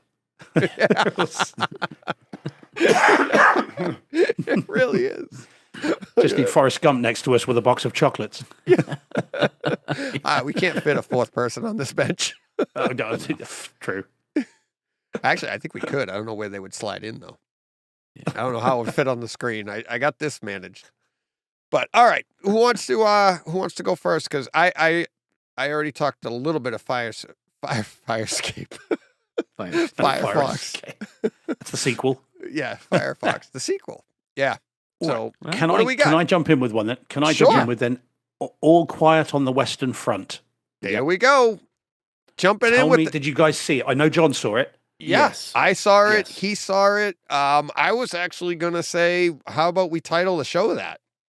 Mm. Is Everybody think you good with that? could. I think you could. Yeah. Sure. Yeah. What did you guys make of it? So I thought it was. I just titled the show that. Yeah, I thought it was excellent. I thought from a home theater perspective, I thought it was fantastic. It looked great. It sounded great. And yeah, it was. I've never seen the original. I know this was a remake, but seeing the opposite perspective of the narrative that we've kind of grown up with was very interesting. Right. And it's just devastatingly heartbreaking. Like, I don't know that I'll watch it again because it was a very tough movie to watch, but I thought it was great. Like, I'm really happy to have seen it. Yeah. Did you guys, and you both hopefully went for the German audio and the English subtitles, because otherwise you get a weird PCM sort of subtitle. That's A interesting. dubbed version. My which is PCM flat. wasn't bad. I actually did a few of the scenes, like the opening when you have there's two battle scenes in here that it actually looked like they went back in time later on in the movie. They're at it's kind of like the same battle scene again, and I did the first one, and I did it Atmos, and I did it with the PCM and the Neural X upmixing, and it was pretty close. I thought it sounded really good in my room. The Atmos was just more discreet, and it was, especially during the quieter scenes, I found the Atmos to be, like the birds chirping in the backgrounds, because there was a lot of, as far as home theater wise, it's 2.5 hour movies, 2.5 hour long movie, but it's mostly dialogue driven or just flat out. It's about the visuals. It was to me anyways. Right. It felt, and then you got into some action scenes, and honestly, the room engagement, the sound, whether you're in Atmos or in the PCM, it's cringy because it's so realistic. It is so painful, like John said. And it's like you're watching this, and it's like the visuals are tough to watch, but then the sounds of what you're seeing on that screen, and especially with the discrete Atmos, I just felt like I said to John before you got on earlier, Steve, I'm like, it's like Schindler's List. It's you need to see it. It's a great home theater experience, but it's like almost like should be a once in a lifetime experience. Like just do it, get it, and just really experience it. And it's tough. It is really tough, but it's really, really well done. Yeah. I mean, I when I first turned it on, I was assuming it was going to be like RRR, and it would be in its original language, and then you get the English subtitles by default. Right. So when I first put it on, I didn't even check. I just ran it. And that first bit, I remember thinking, as the camera panned around and through the trench, I remember thinking, okay, well, one, they're speaking English, that's weird, because I'm sure this is supposed to be in German. But also thinking it was very front heavy for me. I thought it doesn't. I'm not getting that movement around the back of the room that I would normally expect with an Atmos presentation, and especially since I had very good word from people who had seen this before, when it was, because it had a limited theatrical run, that it was a real, a new dawn for sound design. So when I heard that, I'm thinking, what the hell's going on here? And then, of course, I looked and realized it was PCM. So then when I engaged the Atmos in the German, the original German audio, and then the English subtitles, the room came alive. Suddenly there was a whole back to the room that wasn't there before in terms of the audio. So it made a big difference for me. I really sort of noticed a dramatic difference. But I thought I think it's a film to be engaged with rather than enjoyed, which I think is probably what we've talked about before. You experience it, you don't enjoy it. I think if you enjoy it, you've got a screw loose somewhere. Right. So it was that. I thought the bass didn't quite. Yeah, I thought the bass didn't quite go as deep as, say, for instance, Saving Private Ryan or even 1917 for me. No, but it was a stream too. Exactly, and I've got to accept that. To me, I think it's a very interesting companion piece to 1917. Yes. I think you could watch the two and see two sides of the same coin. It's a bit like Flags of Our Fathers and Letters from Iwo Jima. It's almost exactly the same thing. You kind of get that two sides of the same conflict. But yeah, it's devastating. I mean, from the very opening with the I mean, it's in the first few minutes, so I don't think we're spoiling anything, but the clothing being recycled, and then and that just starts off this. You realize very quickly this is not going to be your flag waving. What about you get a helmet with a hole in it? Right. You get a helmet with a bullet hole in it. That one character is like running around the entire movie. The helmet I gave him has got a hole in it. You're like, quite. And the thing, it was too small, so they gave it back. And as he's taking the name tag out, it's just goodness gracious me. Yeah. But there's a pile of name tags on the floor underneath his feet. Yeah, my goodness, it was really bad. So as a film about the futility of war and that war is old men talking and young men dying. It absolutely makes that point in space. But to your point, DJ, on the visuals, you're right. There's those beautiful shots, still shots of sunlight coming through the trees, and these sort of just shots of nature in amongst all of this hell. Was just it was gorgeous, and it just such a well made film. Did you notice that they like the vibrancy, the saturation in the color was like turned down? Like maybe 5% or something. Like it had nice color to it, but it gave it that older feel, right? What like I feel like, especially after going, we'll talk about Maverick in a little bit, but you watch Maverick or Multiverse of Madness or Thor: Love and Thunder, and we know what vibrancy looks like, right? You know what a nice, vibrant picture looks like. So when you go to something like this and how it's, I don't want to say muted, because even like there were some dusk scenes or something where they had fires going out in the streets, right? And those fires had nice light to them, like really bright, looked really good, and all the colors around it were really nice, but they were just a little bit desaturated a little bit, which I thought was really cool, like to set that tone that this comes from 18, really. Right. And it's just really nice. And the other thing that, John, like you mentioned, the original, if this is even close, I haven't seen the original either, but if this is even close, the original came out in 1930. Right. That to me was heartbreaking. That you could make a movie like this in between the two world wars. Yeah, in between. And that nobody learned. Right. And you're like, it's like human nature. We're just stupid. We're just stupid. Well, I mean, we're still going to war. I know. To this day, we're still doing it. That's my point. It's like, that was then. Hey, look at where we are today. And it's, I mean, you see this stuff, and that's what to me is just like it's heartbreaking. You look at this, and it's like this, like the original came out 12 years after this took place. 12 years. Yeah. I didn't realize that movie was that old. But 1930. Crazy. I thought it was the 40s. I must admit, but I didn't. I haven't checked. I haven't seen it either. But it won't be anything like this. You could not have made this film back then. You just wouldn't have got away with it. Bearing in mind, not with Atmos. It's very fresh. Well, indeed. Well, not with that. Yeah, but probably even the truthfulness of it. It was probably very, very much propaganda back in 1930. Right.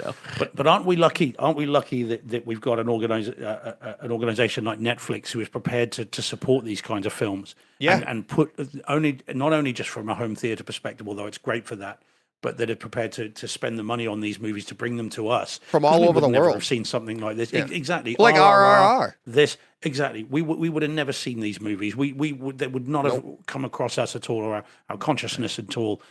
So it's very cool in a if that's not an appropriate thing to say, but it's very good that they bring these things to us to see, so that we can then experience them.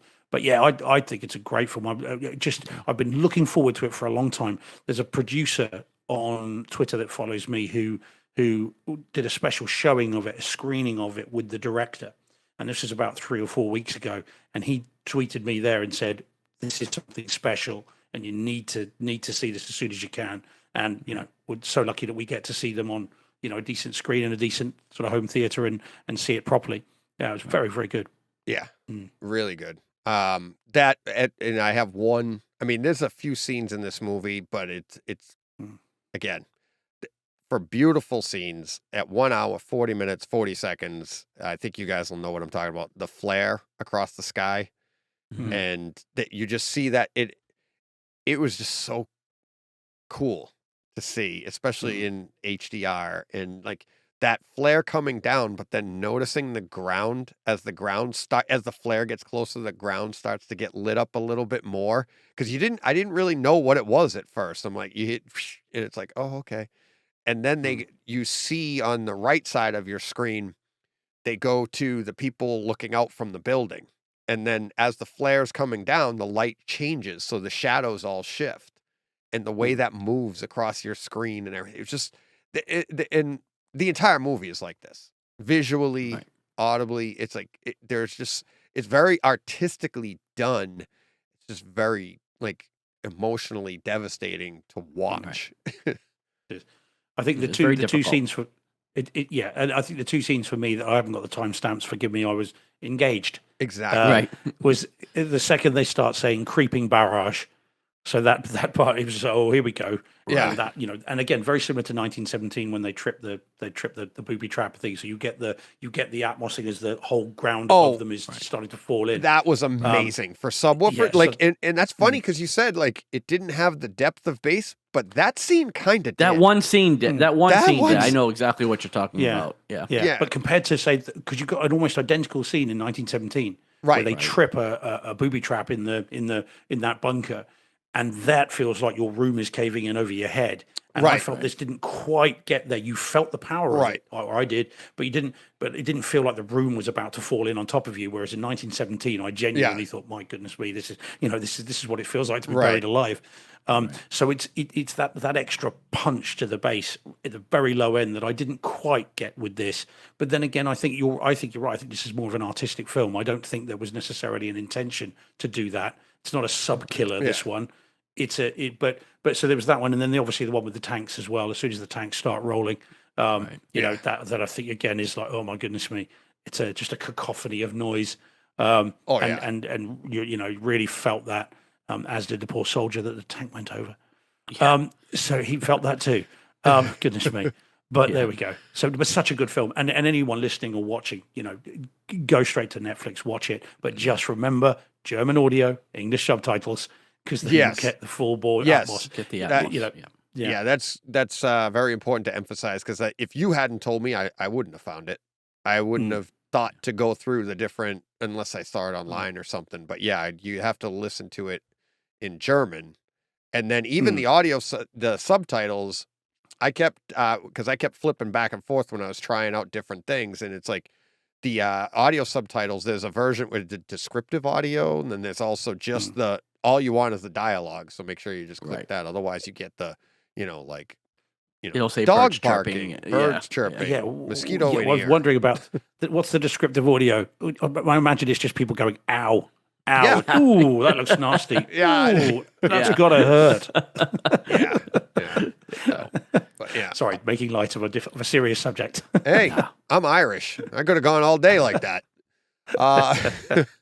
So, all right. All Quiet on the Western Front. We all agree. Fantastic. Must see. And then that's it. 100%. Great home theater movie. All right, John, what do you got, buddy? Well, I watched Dracula, 1931.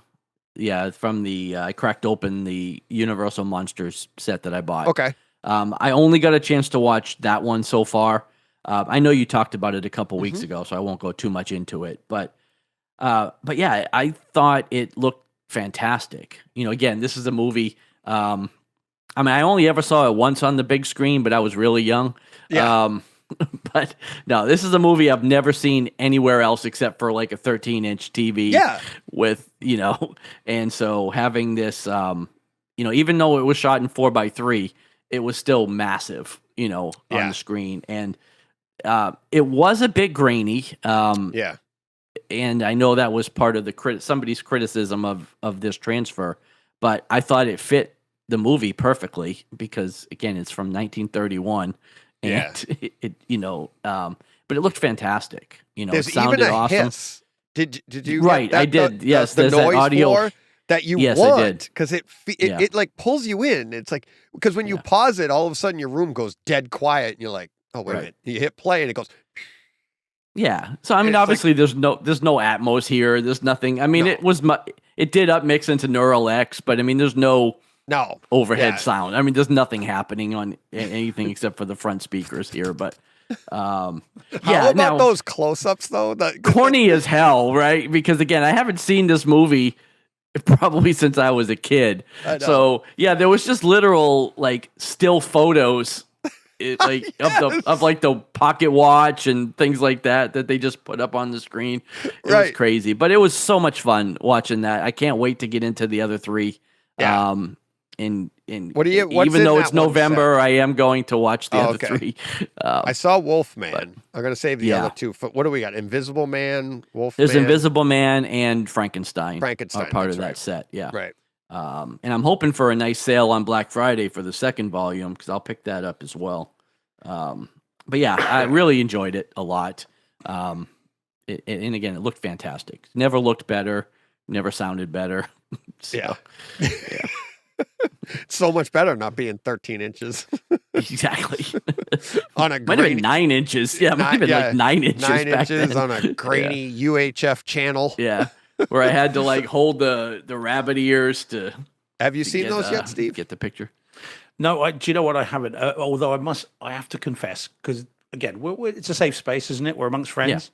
It's a little old for my tastes. It's just a little bit too far back for me. I mean, I get the kitsch value. I get the again because I didn't grow up watching those. I mean, for us over here, we had the Hammer films, so we'd have the Hammer horror. Yes. So for me, Dracula's Christopher Lee and those kind of films. So I grew up with those and have fond memories of watching those when I was far too young. But and I remember watching those on Saturday afternoons here as well. Yeah. So we didn't really get the Bela Lugosi, kind of black and white. At least I didn't, and I didn't really get to see them. So they don't have the same affection for me because I've never seen them, and so I'm not quite as keen. And again, only because I'll get annoyed if Blade doesn't show up in Dracula. Obviously, like Werewolf by Night. If we don't get Blade, what's the point? Right. So I have to confess I haven't seen them. So I'm not. Blade's not in the Dracula from 1931. But it's amazing to me. It's amazing to me the innocence of 1931 because at some point this was a scary movie for people. You know what I mean? Well, it was scary getting a movie on the screen back then. But oh my god, so comical to watch. But like at some point, people watched that in the theater and covered their eyes when Bela Lugosi came on screen. When all you saw were his eyes. Yeah, nothing happened on camera, right? Every death happened off camera, but it's, I don't know, it's crazy. See, for me, I think I would be more remembering the movies that have shown those bits. So there are other films that have shown that, on someone's TV or whatever else. So that's what I would know them from. But yeah, so I probably won't pick that one up. And again, it's just the nostalgia factor of it. They're not good movies, really. No, but it was a lot of fun. What is fun, and I think you would like, Steve, is just the set designs, how they acted, how we've evolved, and like going to. I watched The Wolfman recently, or right the week after this. And what you notice, and The Wolfman takes place, the movie came out like 10 years later. It was like 10 years, yeah. 10 years. So what you're seeing is the progression of movie making, really, right? And it's like in Dracula, like, John, you notice, like, there's no movement. It's like a fixed camera, like, bolted to the floor, not on a pivot. Yep. Everybody has to stay in shot. And then, like, the scene's over, and it's almost like I wanted to say there were a couple scenes, like, the scene ended, and they didn't cut right away, and they all just were like, then they cut away. Standing around. Like the last word was spoken, and then they like, okay, now we go. Or they'll go, like, they'll walk in the house, and they're walking in at one pace, and then they'll come in, then now they show the camera of them coming in the house, and now they're like sprinting. Right. It's like a complete, but it's supposed to be just like the same door. It's weird, but it's just movie making, and I think you'd enjoy that. But maybe you don't want to pay for that. Here. Yeah, if they come out here, I don't think they've got an English release, and I wouldn't import them because of the amount it would cost. But yeah, I'm curious. But then I think I can satiate that curiosity by just seeing it on YouTube, I'm sure. Yeah, exactly. And honestly, you could probably watch us on YouTube and get the same experience. Yeah, because that's all you're really looking for. But it was fun it's fun to have them. Yeah, no, I mean, it's good. Again, it's good that they're releasing these kinds of movies. It's just good that they're doing it. For different audiences, some people really want them, and it's good that the net is being cast that wide. Right. Yeah. I mean, it's good. Carl chiming in. All important part of film history. He says, "Oh dear, Steve, all those classic monster films are a must-watch." And they're Don't get me wrong, horror, I love a Steve. good That's creature your feature. genre. Yeah. Exactly. I love a good creature feature. There Don't you get me go. wrong. Yeah. But, Yeah. there are limits. All right. Let me see. Mine, Firefox. Opening scene with the helicopter chase scene. Really, really cool. This as a home theater movie, not a must own. It's not. I mean, DTS 5.1 wasn't really. It didn't knock you out of the park. It was kind of early 80s. There were some like the battle scenes at the end. The chase scenes, actually, you got some pans across, like they'd swoosh from one side of the room to the other. But nothing like this was a very dialogue heavy movie up until, like I said, with like 48 minutes left is where you get that's where he gets out, and now he's in the plane. Yay. But it's like, what was this? 2 hours, 20 minutes, something like that. It's a longer movie. I can't remember the time on it exactly, but there's a Russian commander in here, Kenneth Colley, and he was in Firefox. Doesn't sound very Russian. He's a colonel. No, that's his real name. He was a colonel in Firefox, but he was Admiral Piet, Piet, Piet, Admiral Piet in Empire. In Empire and Jedi. And as soon as I saw him, I was like, "Oh my God!" It's like, like his mannerisms, and he actually questioned somebody on something, which was like a dead ringer for Empire. When he's like, just the look on his face, I was like, "Oh my God!" I just watched Empire last week, so. But it was like, yeah, it's funny when you see stuff like that. Like I said in Wolfman, we had the guy from Trading Places. No, yeah, Trading Places. The flashbacks at the beginning of Firefox, where they flash back to his memories of Vietnam and stuff. Heavy grain. Like, really, really bad. And then when they freeze the shot, like the grain like stays on the screen, but it's like like they literally took something grainy and put it over it was weird, but it was heavy grain to give you the idea like this isn't reality. But what was nice is when they came back to reality, it felt like you were watching like this 4K HDR, and it's really just HD, like HD. But it was just so crystal clear compared to that over grain that they did just to differentiate between the two things. Let's see. Oh yeah, and this scene. Do you remember the movie at all, Steve? Do you remember when? Oh yeah. I remember it pretty well. Yeah. I don't know the timestamp on it, but it was like when they go to his house. It reminded me of Commando.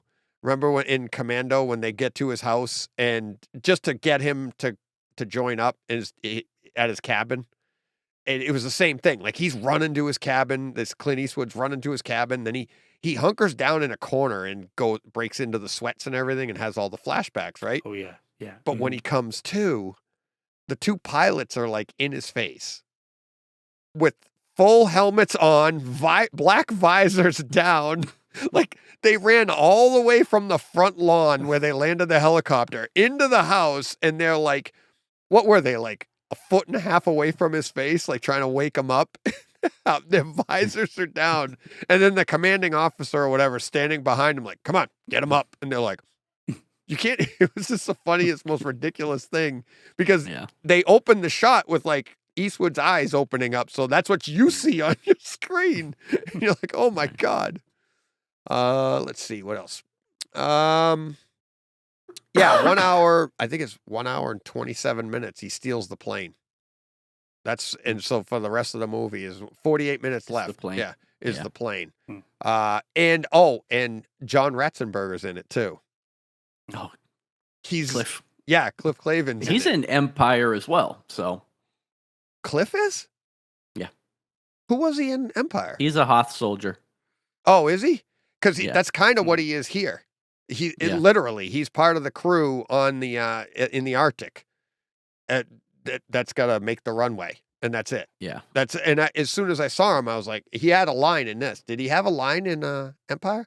I think he did. I have to go back and see it again, but I Hmm. know he was one of the Hoth soldiers. Yeah. It was a fun rewatch. Like I said, I rented it. I won't buy it though. It was fun to rent, but it was decent. I think I had it on DVD. I don't think it's out in Blu-ray. I think I'll probably pick it up on Blu-ray just for old time's sake. Yeah. So. All right, John, what else you got? Well, I'll save Maverick because I know we're going to talk about That's that. the last one, yeah. Second to last. But so actually, right before we started, since I had some extra time, I watched the first episode of Guillermo del Toro's Cabinet of Curiosities on Netflix. This is in Dolby Vision, Dolby Atmos. This is like an anthology horror series, so they're 45-minute self-contained stories. So I watched the first one. Yeah, it was pretty good. I enjoyed it. Pretty good use of Atmos throughout. Of course, I don't have Dolby Vision, but it still looked great. And pretty interesting story for the first one. But seeing the basically coming up this season, like the little trailer at the end, it looks like every other episode is going to be better than the one that I just watched. But yeah, I enjoyed it. I was trying to get to this last week, obviously for Halloween, but I didn't get a chance to start watching it. So yeah, I'm going to check out the rest. I enjoyed it. Cool.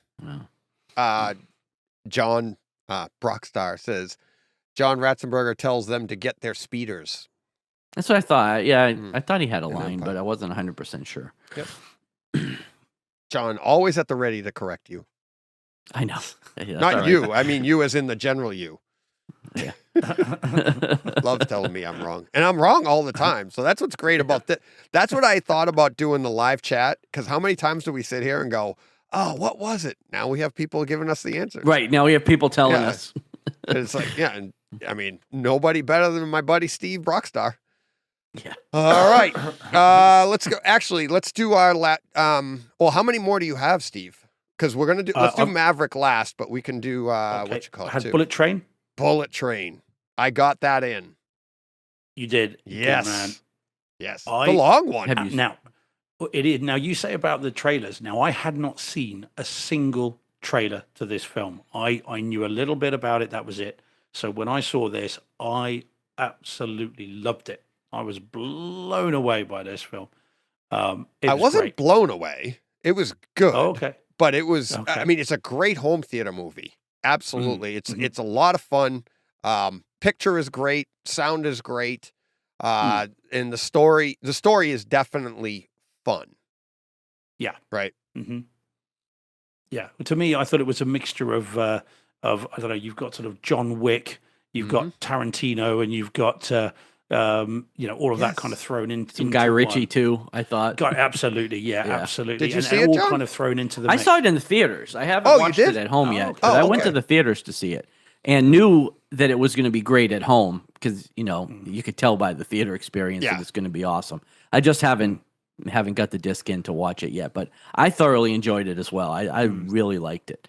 It was a lot of fun. It's one of those leave your mind at the door. Right. Don't think too hard about it. Just enjoy it. Yeah. It was Brad Pitt being the most Brad Pitt. He just looks like the older he gets, he just has fun being himself and playing these characters. And he was awesome. Yeah. And, exactly. And that's what I felt like through the entire movie. I felt like it's just Brad Pitt being like Ocean's 11 Brad Pitt, or just the cool guy, has all the answers, but just and then I'm obviously just wants to be super zen, doesn't want to fight anybody, but fights everybody. But actually, it's like he was John Wick, but he's trying to be not John Wick now, right? And that's why he's all super zen and everything. And it's like it was a lot of fun. I don't want to give any spoilers away because there's a bunch of fun treats through this movie, right? That like by the end of it, you're like, that was a lot of fun. There were little things popped up here and there, but it's not one I could say like, I'm like, what do you think about rewatchability? Now that I you could know watch everything? this film multiple times. Oh yes, and will do soon. I mean, I think this will be. But I thought it was great fun. Now, is it? Tell me this, chaps. Let me see. Is it a spoiler if I pitch to you an end credit scene that isn't in the film? No, it depends. No, that's not well, true. I guess it's hard to say, right? Yeah, exactly. If you pitch a bunch of characters that people aren't supposed to know about, no. Let me pitch you this. Okay. This is what I would have liked to see. This is what they should have done. Okay? Spoilers, everybody.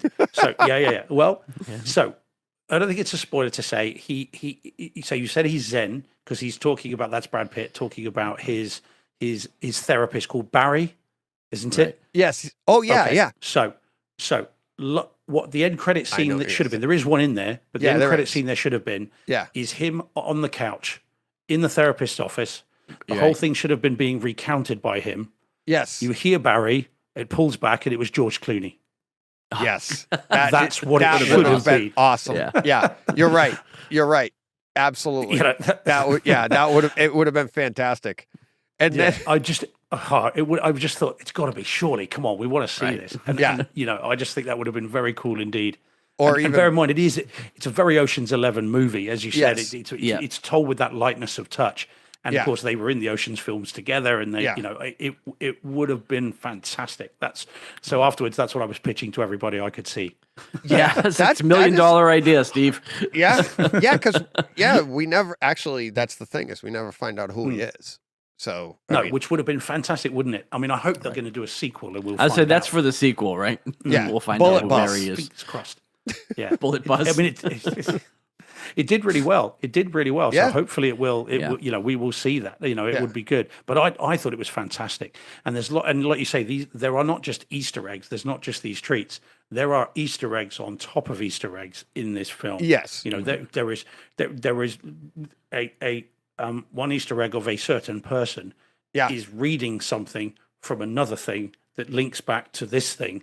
Yes. It's absolutely fantastic. I really enjoyed it. And another really good Sony disc, actually. So as soon as it starts off, it's going to be good with all the neon and the bright colors.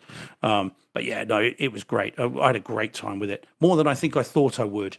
I thought it might be a bit slower. I'd been told it's got Tarantino-esque to it. So I thought, well, okay, there'll be these really talky scenes. But I thought everything was done with such a lightness of touch that it was impossible not to just go along with it, just to be swept along.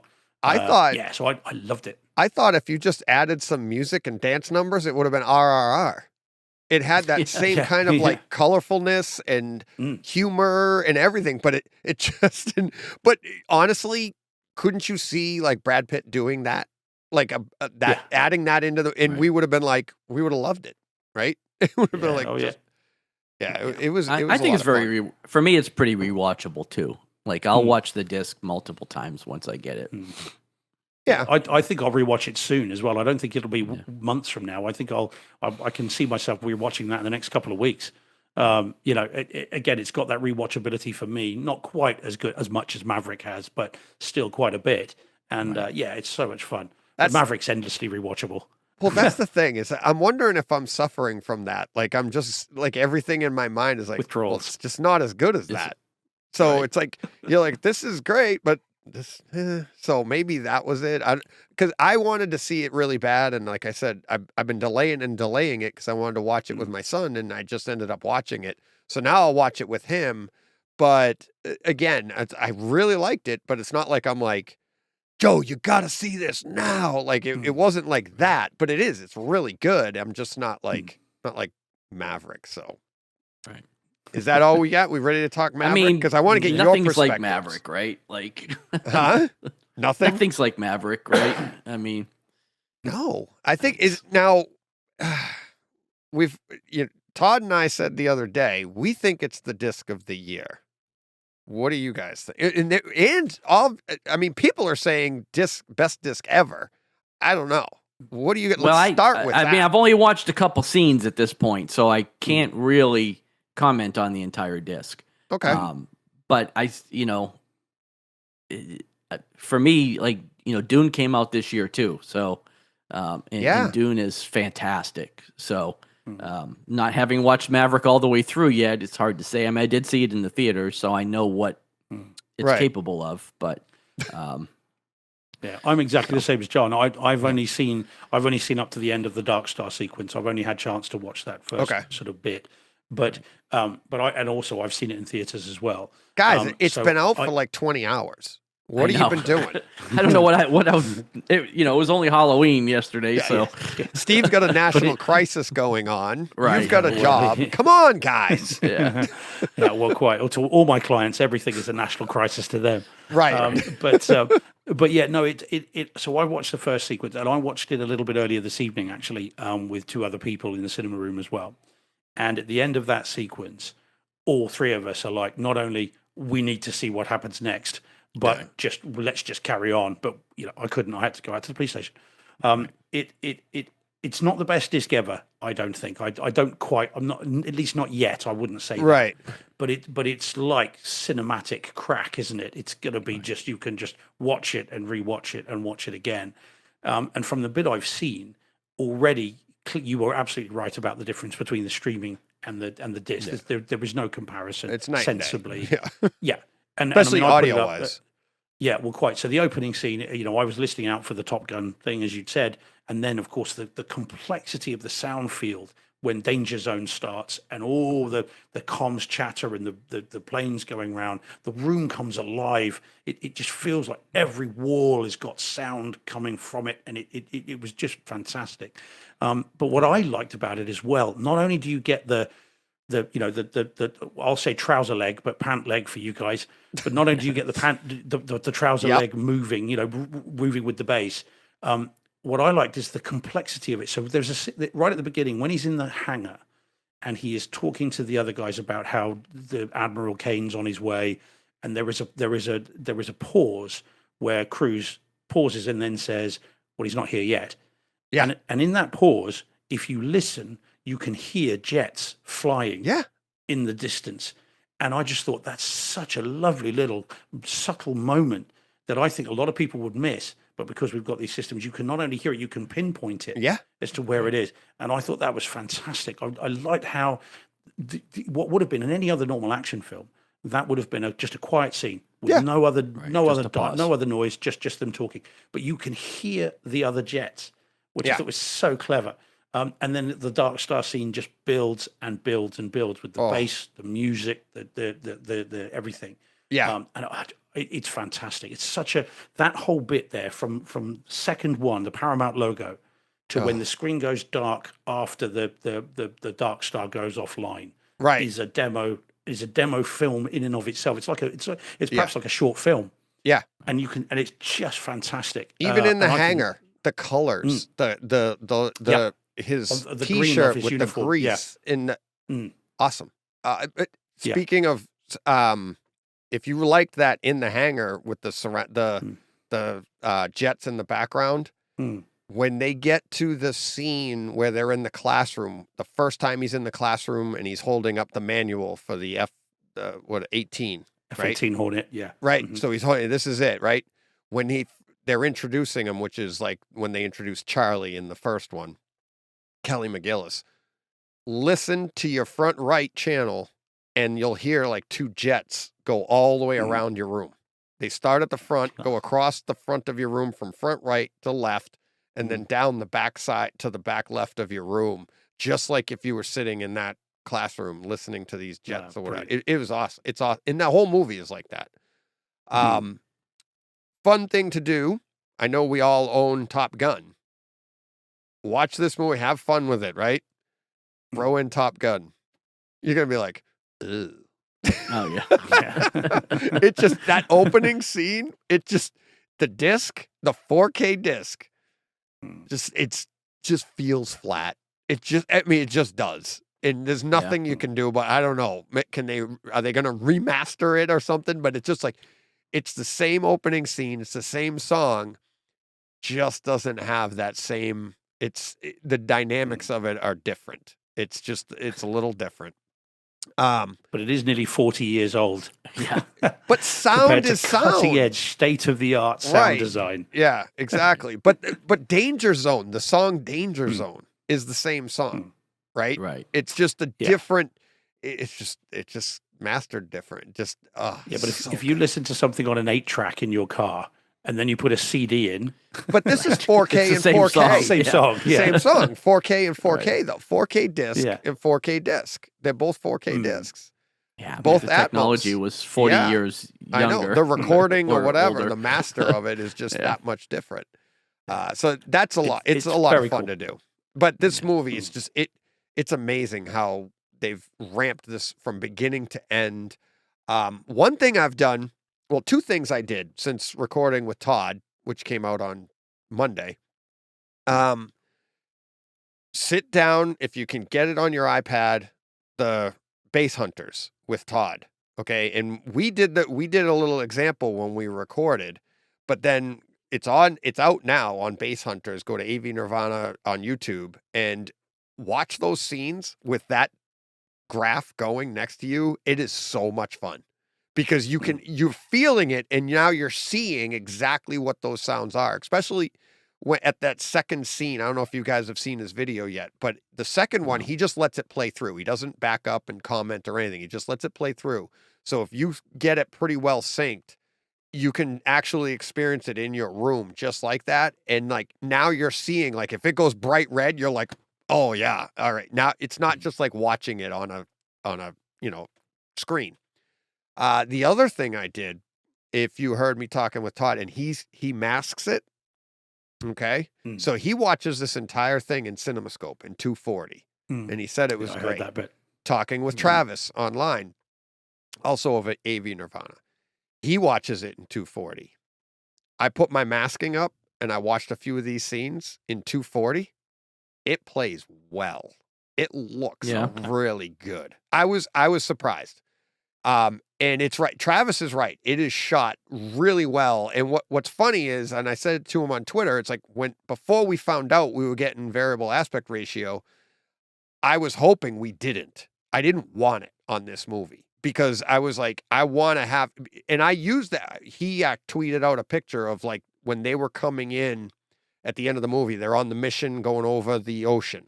Okay. And you see it's in the trailers. You see all the planes lined up.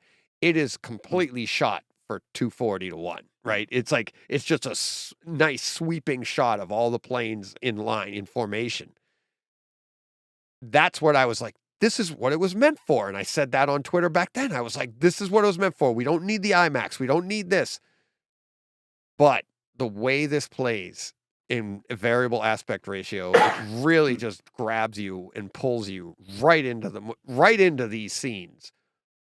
But to be fair, if you can get it, if you can watch it in cinemas, it looks great. It does. It really does. I don't want to say you don't lose anything, but it is a great experience nonetheless. It is really good. Yeah. I love the variable aspect ratio. I absolutely love it. And I mean, I found, because you guys were talking about The Dark Knight, weren't you?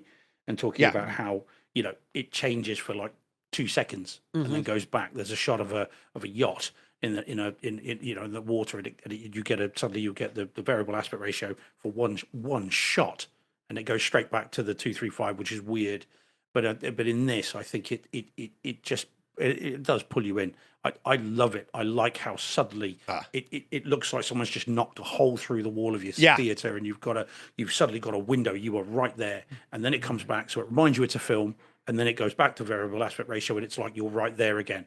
I think it's a really clever device, and we wouldn't know the difference, of course, if it was only released in 235. But the fact we've got this variable aspect ratio. Well, put it this way: if I had two on the shelf, one was what I like, you guys were calling it the stagnated aspect ratio or whatever. Stagnant aspect, which I thought was a great. Yeah. So if I had that on the else shelf, do you call it? Yeah. So if I had that on the shelf and I had the variable aspect ratio one, I'd go with the variable aspect ratio.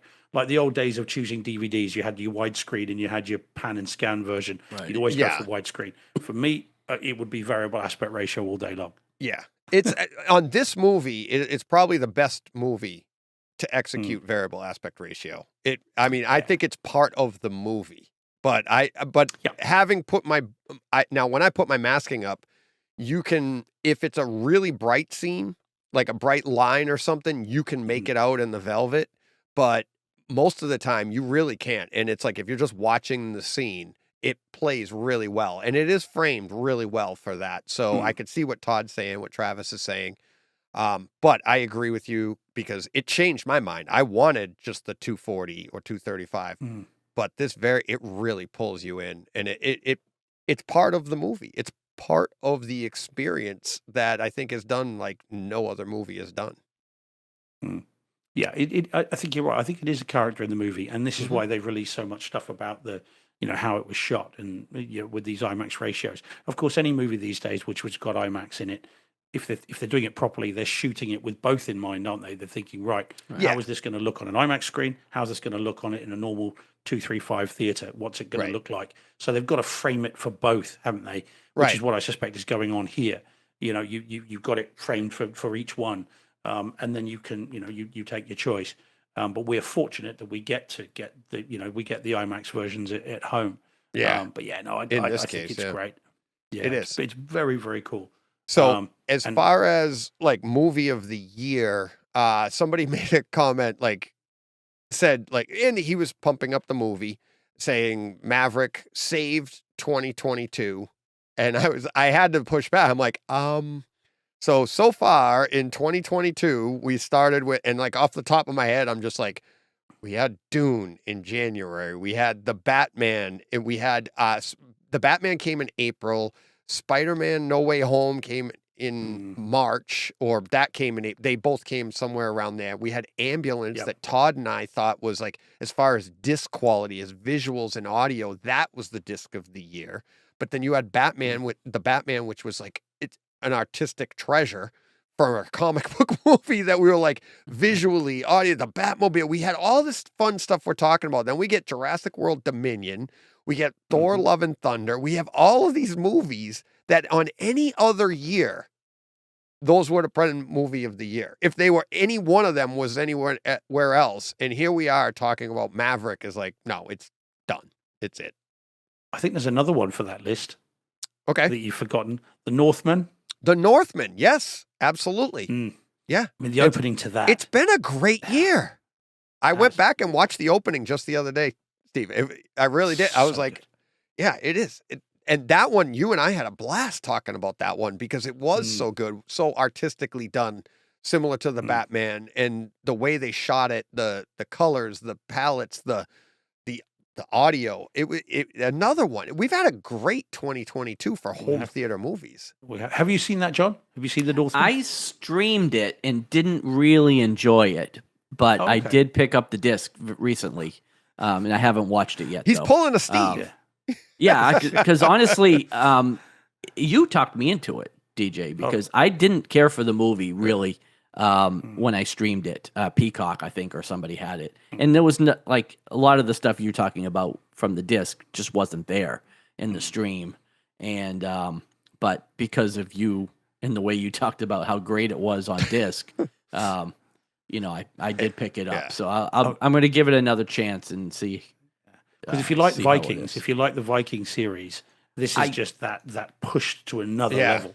See, and I love Vikings. What I disliked about this movie was the supernatural element they brought to it. That's because I look at Vikings as a realistic, like these are real people in real situations. There's no magic, or if the movie's about magic, I'm all for it. But like these movies are about real people, so I didn't like that aspect of the film. And then, like I said, I didn't get the home theater part of it with the stream. So I am looking forward to watching it though, and seeing see if it changes my mind. Such a visceral film in every way. It's a cinematic experience.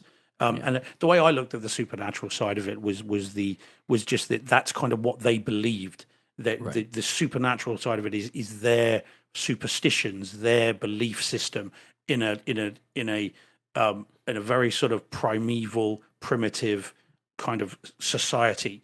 So they think this thing's going, whether it's actually happening or not is I think up for the debate. Yeah, but it's such a visceral experience. And again, when Carl chimed in, he said I think he said they're supposed to be looked at as dreams. I think that would be fair. Yeah, like and again, and when you're watching the end, spoiler alert, just think Revenge of the Sith. Mustafa. It really was, and it was a great home theater scene. absolutely Right. great home theater scene. But yeah, it definitely was. I think you and I said that too. We were like, Yeah, we did. We did. Just as soon I as think we saw both I said thought, I've it seen this privately in our rooms when we were by. Yeah. I'm like, this is Right. Maverick. What the hell? but that for me is one of the films of the year, and I mean I need to watch that again just from the opening onwards. That Yeah. from the very beginning. I can't. It's great. I'm so looking forward to this year and sitting down with Jeff from HD Report and Ralph. And every year, well, we've done it the past couple of years, and it's always been through like we make our list and we talk through emails. And this year we're definitely doing it here. But what a year to do it. The discussion to have on the best movie of the year and to get all our different perspectives. And like in the years past, we did it through emails, and I was always like, but the home theater experience. And like I showed Jen that scene that I talked about last week from our podcast where I read Ralph's clip. My wife was cracking up. She was like, where I talked about Ralph's writing and how smart he is and everything. Yeah, yeah. And it's like, but getting his perspective, and Jeff has a great perspective too. And like, he's very, very much a cinemaphile, and like, he talks about all of these older movies, and I mean, it's just fun having those three perspectives. And this is going to be a real tough year, but still getting back, how do you not have Maverick as number one? Well, right, but is there recency bias happening here too? Like, are you going to go back and watch these other movies again before you talk about it? Because Maverick is fresh. I mean, it's so fresh in your mind that like Dune happened in January, and I know you've probably watched it since then, but like, it's not top of mind for you like Maverick is. No. So no, but I said like with Todd, I was saying like Maverick to me is like almost like the perfect, and now I'm looking at it from a home theater perspective, right? Right. And that's what that's what I think is going to be fun about Todd and Jeff. And you guys maybe want to play those roles here, but you both have different perspectives. But I'm saying at a home theater perspective, like Dune is an awesome home theater movie, but the movie's kind of long. It's not as rewatchable. It's a little slow. Yeah. Right. Okay. It's slow at times. But that's what I said to Todd. Every other movie has a but. To me, there is no but for Maverick. It's not like this is a great home theater experience, but leave your brain at the door. No, don't leave your brain at the door. Get it in, because especially if you come from the 80s like us, it's like you need it to remember all that stuff because we're getting old and we're forgetting things.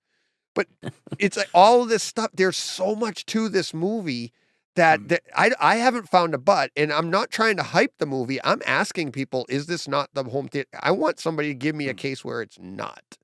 And I'm not saying it isn't or it is, but I think it is, but push back somebody. But I haven't found anybody that can. I think I think this is I think I might have said to you before, for me, I think this is cinematic marshmallow. It's or cinematic, you can go as far as crack if you want crack, but it's just it's perfect fluff. It's not too deep, it's not too shallow, it's just perfect sort of a confection, isn't it? It's just something that you just perfect you can wallow in and popcorn. enjoy it. It is. That's exactly what it is. And that's where I think with Dune, now I've only seen Dune once. I've only seen it once at home. I didn't see it in the theater, so I've seen it at home here, and I enjoyed it. But I think you and I talked about it, actually, DJ, on the second Takeover Tuesday. I had to engage my brain more than I would have liked to try and get my head around all the different planets and all the different peoples and races, and I was just about stuck with it for most of it, I think. But I enjoyed it. But I to go back and rewatch that, which I will, I've got to engage fully. You can't just let that do its thing. For me anyway. Whereas with Top Gun Maverick, it's designed to be this vehicle, just this perfect thing that you can just hop on and watch and just let it wash over you and have fun with it. And I think that's where probably Maverick is the more accessible and then enjoyable film than perhaps Dune. Although, as I say, that's not taking anything away from the artistry of Dune, because that's a whole different debate, isn't it? Absolutely, But Maverick just seems to be it's this rare jewel of a very simple story, because and that's the criticism that I've heard is from people saying, well, it's very basic and it's Star Wars basically. Maybe that's why you like it, DJ. But that's all it is. It's a very simple story. There's not that much depth to the what's going on. So I think if someone's going to criticize it, that's where they're criticizing it. But I think that's what makes it so appealing and so enjoyable and engaging, is because of that simplicity. It's just the simple things in life, Steve. Right. Yeah. There you go. Right? And sometimes that's all you need, isn't it? Yeah. Sometimes that's all you need. Yeah. But the depth of All Quiet on the Western Front, title of the podcast, is I mean, that has art to it. That has depth, tons of depth to it, right? It has emotion. It has everything. It as an artistic piece, it is way more artistic than Top Gun Maverick. But it's rewatchability. It's this, it's that. I mean, it might be a great experience, like you said before, but you don't want to do it again. You don't, it's like, it's a different piece of art. Whereas Maverick is just, it's just fun. It is just so much fun that you just want to keep doing over and over. And if you don't watch the whole thing over, you're just like, I got to see that scene again. And you watch a scene or you do something. It's so much fun. Well, again, we had the perfect example of that earlier this evening. As I said, we got to the end of that bit. We'd say it was me and two other people. Got to the end of that bit. And it's like, I've got to see what I've got to see it. And everyone in that room had seen it before. Right. And yet everyone is like, I've just got to see what happens next. Can't we just carry on? Let's just keep going with this. It has the same effect as the opening scene of the Batman, where you get to the end of that, where we get to the end of the fight on the subway, and then it cuts, doesn't it? Mm-hmm. It's the same thing. It's that opening is just all powerful and really gets you into it. But Maverick's even more accessible than the Batman. There's no question. Yeah. I think it's shorter as well, but I think, that's the other thing. The Batman is like, but it's so long, right? That's its butt, right? I think Maverick, I think you guys will agree with this. Maverick is the Shawshank of home theater. Shawshank, if you're watching that anywhere, the writing is so good in that movie. The acting is so good that when you flip by it and you just get sucked right into it, right? It's like watching, you just have to finish that movie. That's getting Shawshanked, right? Well, Maverick is that for home theater. If you're in your theater and you start watching it, you're like, oh my God. And maybe you just flip by to the next time the screen goes wide or whatever, but you're like, I've got to watch another one. I've got to watch it. And that's what I'm doing. I did it I'm watching movies, and then I'll see on Twitter, like somebody, since the movie came out on Monday, people will be tweeting, oh, this scene is amazing. Here we go. Okay, let me watch it again. Let me do. And I'm living vicariously through everybody now seeing it in physical media now, and just enjoying that, and just going back and watching these scenes and having fun with it. And that's why I think I'm like it's the home theater version of Shawshank Redemption. Yeah. What's its runtime, DJ? Do you know? 220, I think. Is it that long? See, it doesn't feel that length, does it? That's just it. It's like, it just goes by. I was just trying to look it up and see, because it doesn't feel that at all. You don't feel that length of time. I would have thought it was Carl, 210. I just looked at Carl. Modern Air Force UAVs would have ended the film in 20 minutes. No kidding. That's the other slight criticism. Slight criticism there is. Right. You've got. I think there are two scripts. I think we said this before, that have been melded together here. Yeah, because for years there was talk about that this was going to be Cruise versus Maverick versus drones, like stealth. It was going to be like stealth, right? But that was what the movie was about. Is they didn't it was almost like the military. This movie takes place at a time when the military doesn't want to go to UAVs yet, so they kind of answer that at the beginning by like, your time is done, and then Tom Cruise turns around and says, not today. So not today in this movie. Next movie, Carl's right. This movie, maybe not yet. Well, you see, I think at that point, the Maverick versus the drones script ends at that point. I think there was a script where The whole Maybe. film was this: Admiral Kane was going to go for drones. Maverick gets fired, but then comes back and saves the day when they all go rogue, like in Stealth. And I think that's script 1. And then script 2 is an homage completely of the 1986 thing. And then it's this men on a mission, straightforward thing. And I think they just went like that. And I think you can see the join at that point, because they never mention Admiral Kane again. He never comes back into it. After Cruise walks out of the office, you never hear from him. No one says anything else about it. Yeah. And so I wonder whether. So to me, it just looked like they've just got these two and just Maybe, yeah, glued that's a them good together. point. Yeah. But it's not a criticism. It's just an observation from how it seems that they just never bring. See, him I back. looked at it that he was just there to play the role of the admiral or whatever that sent him in the first movie to Top Gun. Yeah. Just there to play the same bald commanding officer to send him off to Top Gun. Nothing wrong with being bald. Nope, not at all. That's why I brought one in. One in. I've got nothing against bald people. Some of my best friends are bald. No. No, what is it? Like, God only created a few perfect heads. He covered the rest with hair. Yeah. Well, like that. Can I nick that? I might steal that. That's all right. I just stole it. That's like a bumper sticker or something. I don't know. I've seen that. I didn't make it up. Trust me. Very little I made up. Man. My 2 kids. That's it. That's it. And I had help in that one. Lots. Alrighty. All right. I'm just looking at the time here, guys. I It's know, 11 here. Yep. But hey, it's all done for me. I'm like, I know you guys are like, this is a long one. I'm like, no, I'm done for the week. This is great. No. Yeah. Everybody, you all set, John? You got anything else you want to say? No, we're good. All right. Thank you everybody for watching. Thank you everybody for listening. Thank you for everybody chiming in on the live chat. It's been a lot of fun. We've had quite a few people chiming in. I've read a few of them out, but I'm trying to keep up. They were moving a little fast, but the green room, this is a success, boys. Having a lot of fun with this. Steve, thank you very much. We'll be back next week, just you and I. My pleasure. The scheduling apparently this is tough. But we'll live stream that. We'll be live streaming that. And John, you and I, of course, will be back next week. We won't live stream all of our conversations. Most of them. All right. That'll do it for this week. Thank you, everybody. This has been the anniversary edition, running a little long, but having a lot of fun. We'll be back next week. I'm not sure when, but until then, go push play. Take care, everyone. Take care.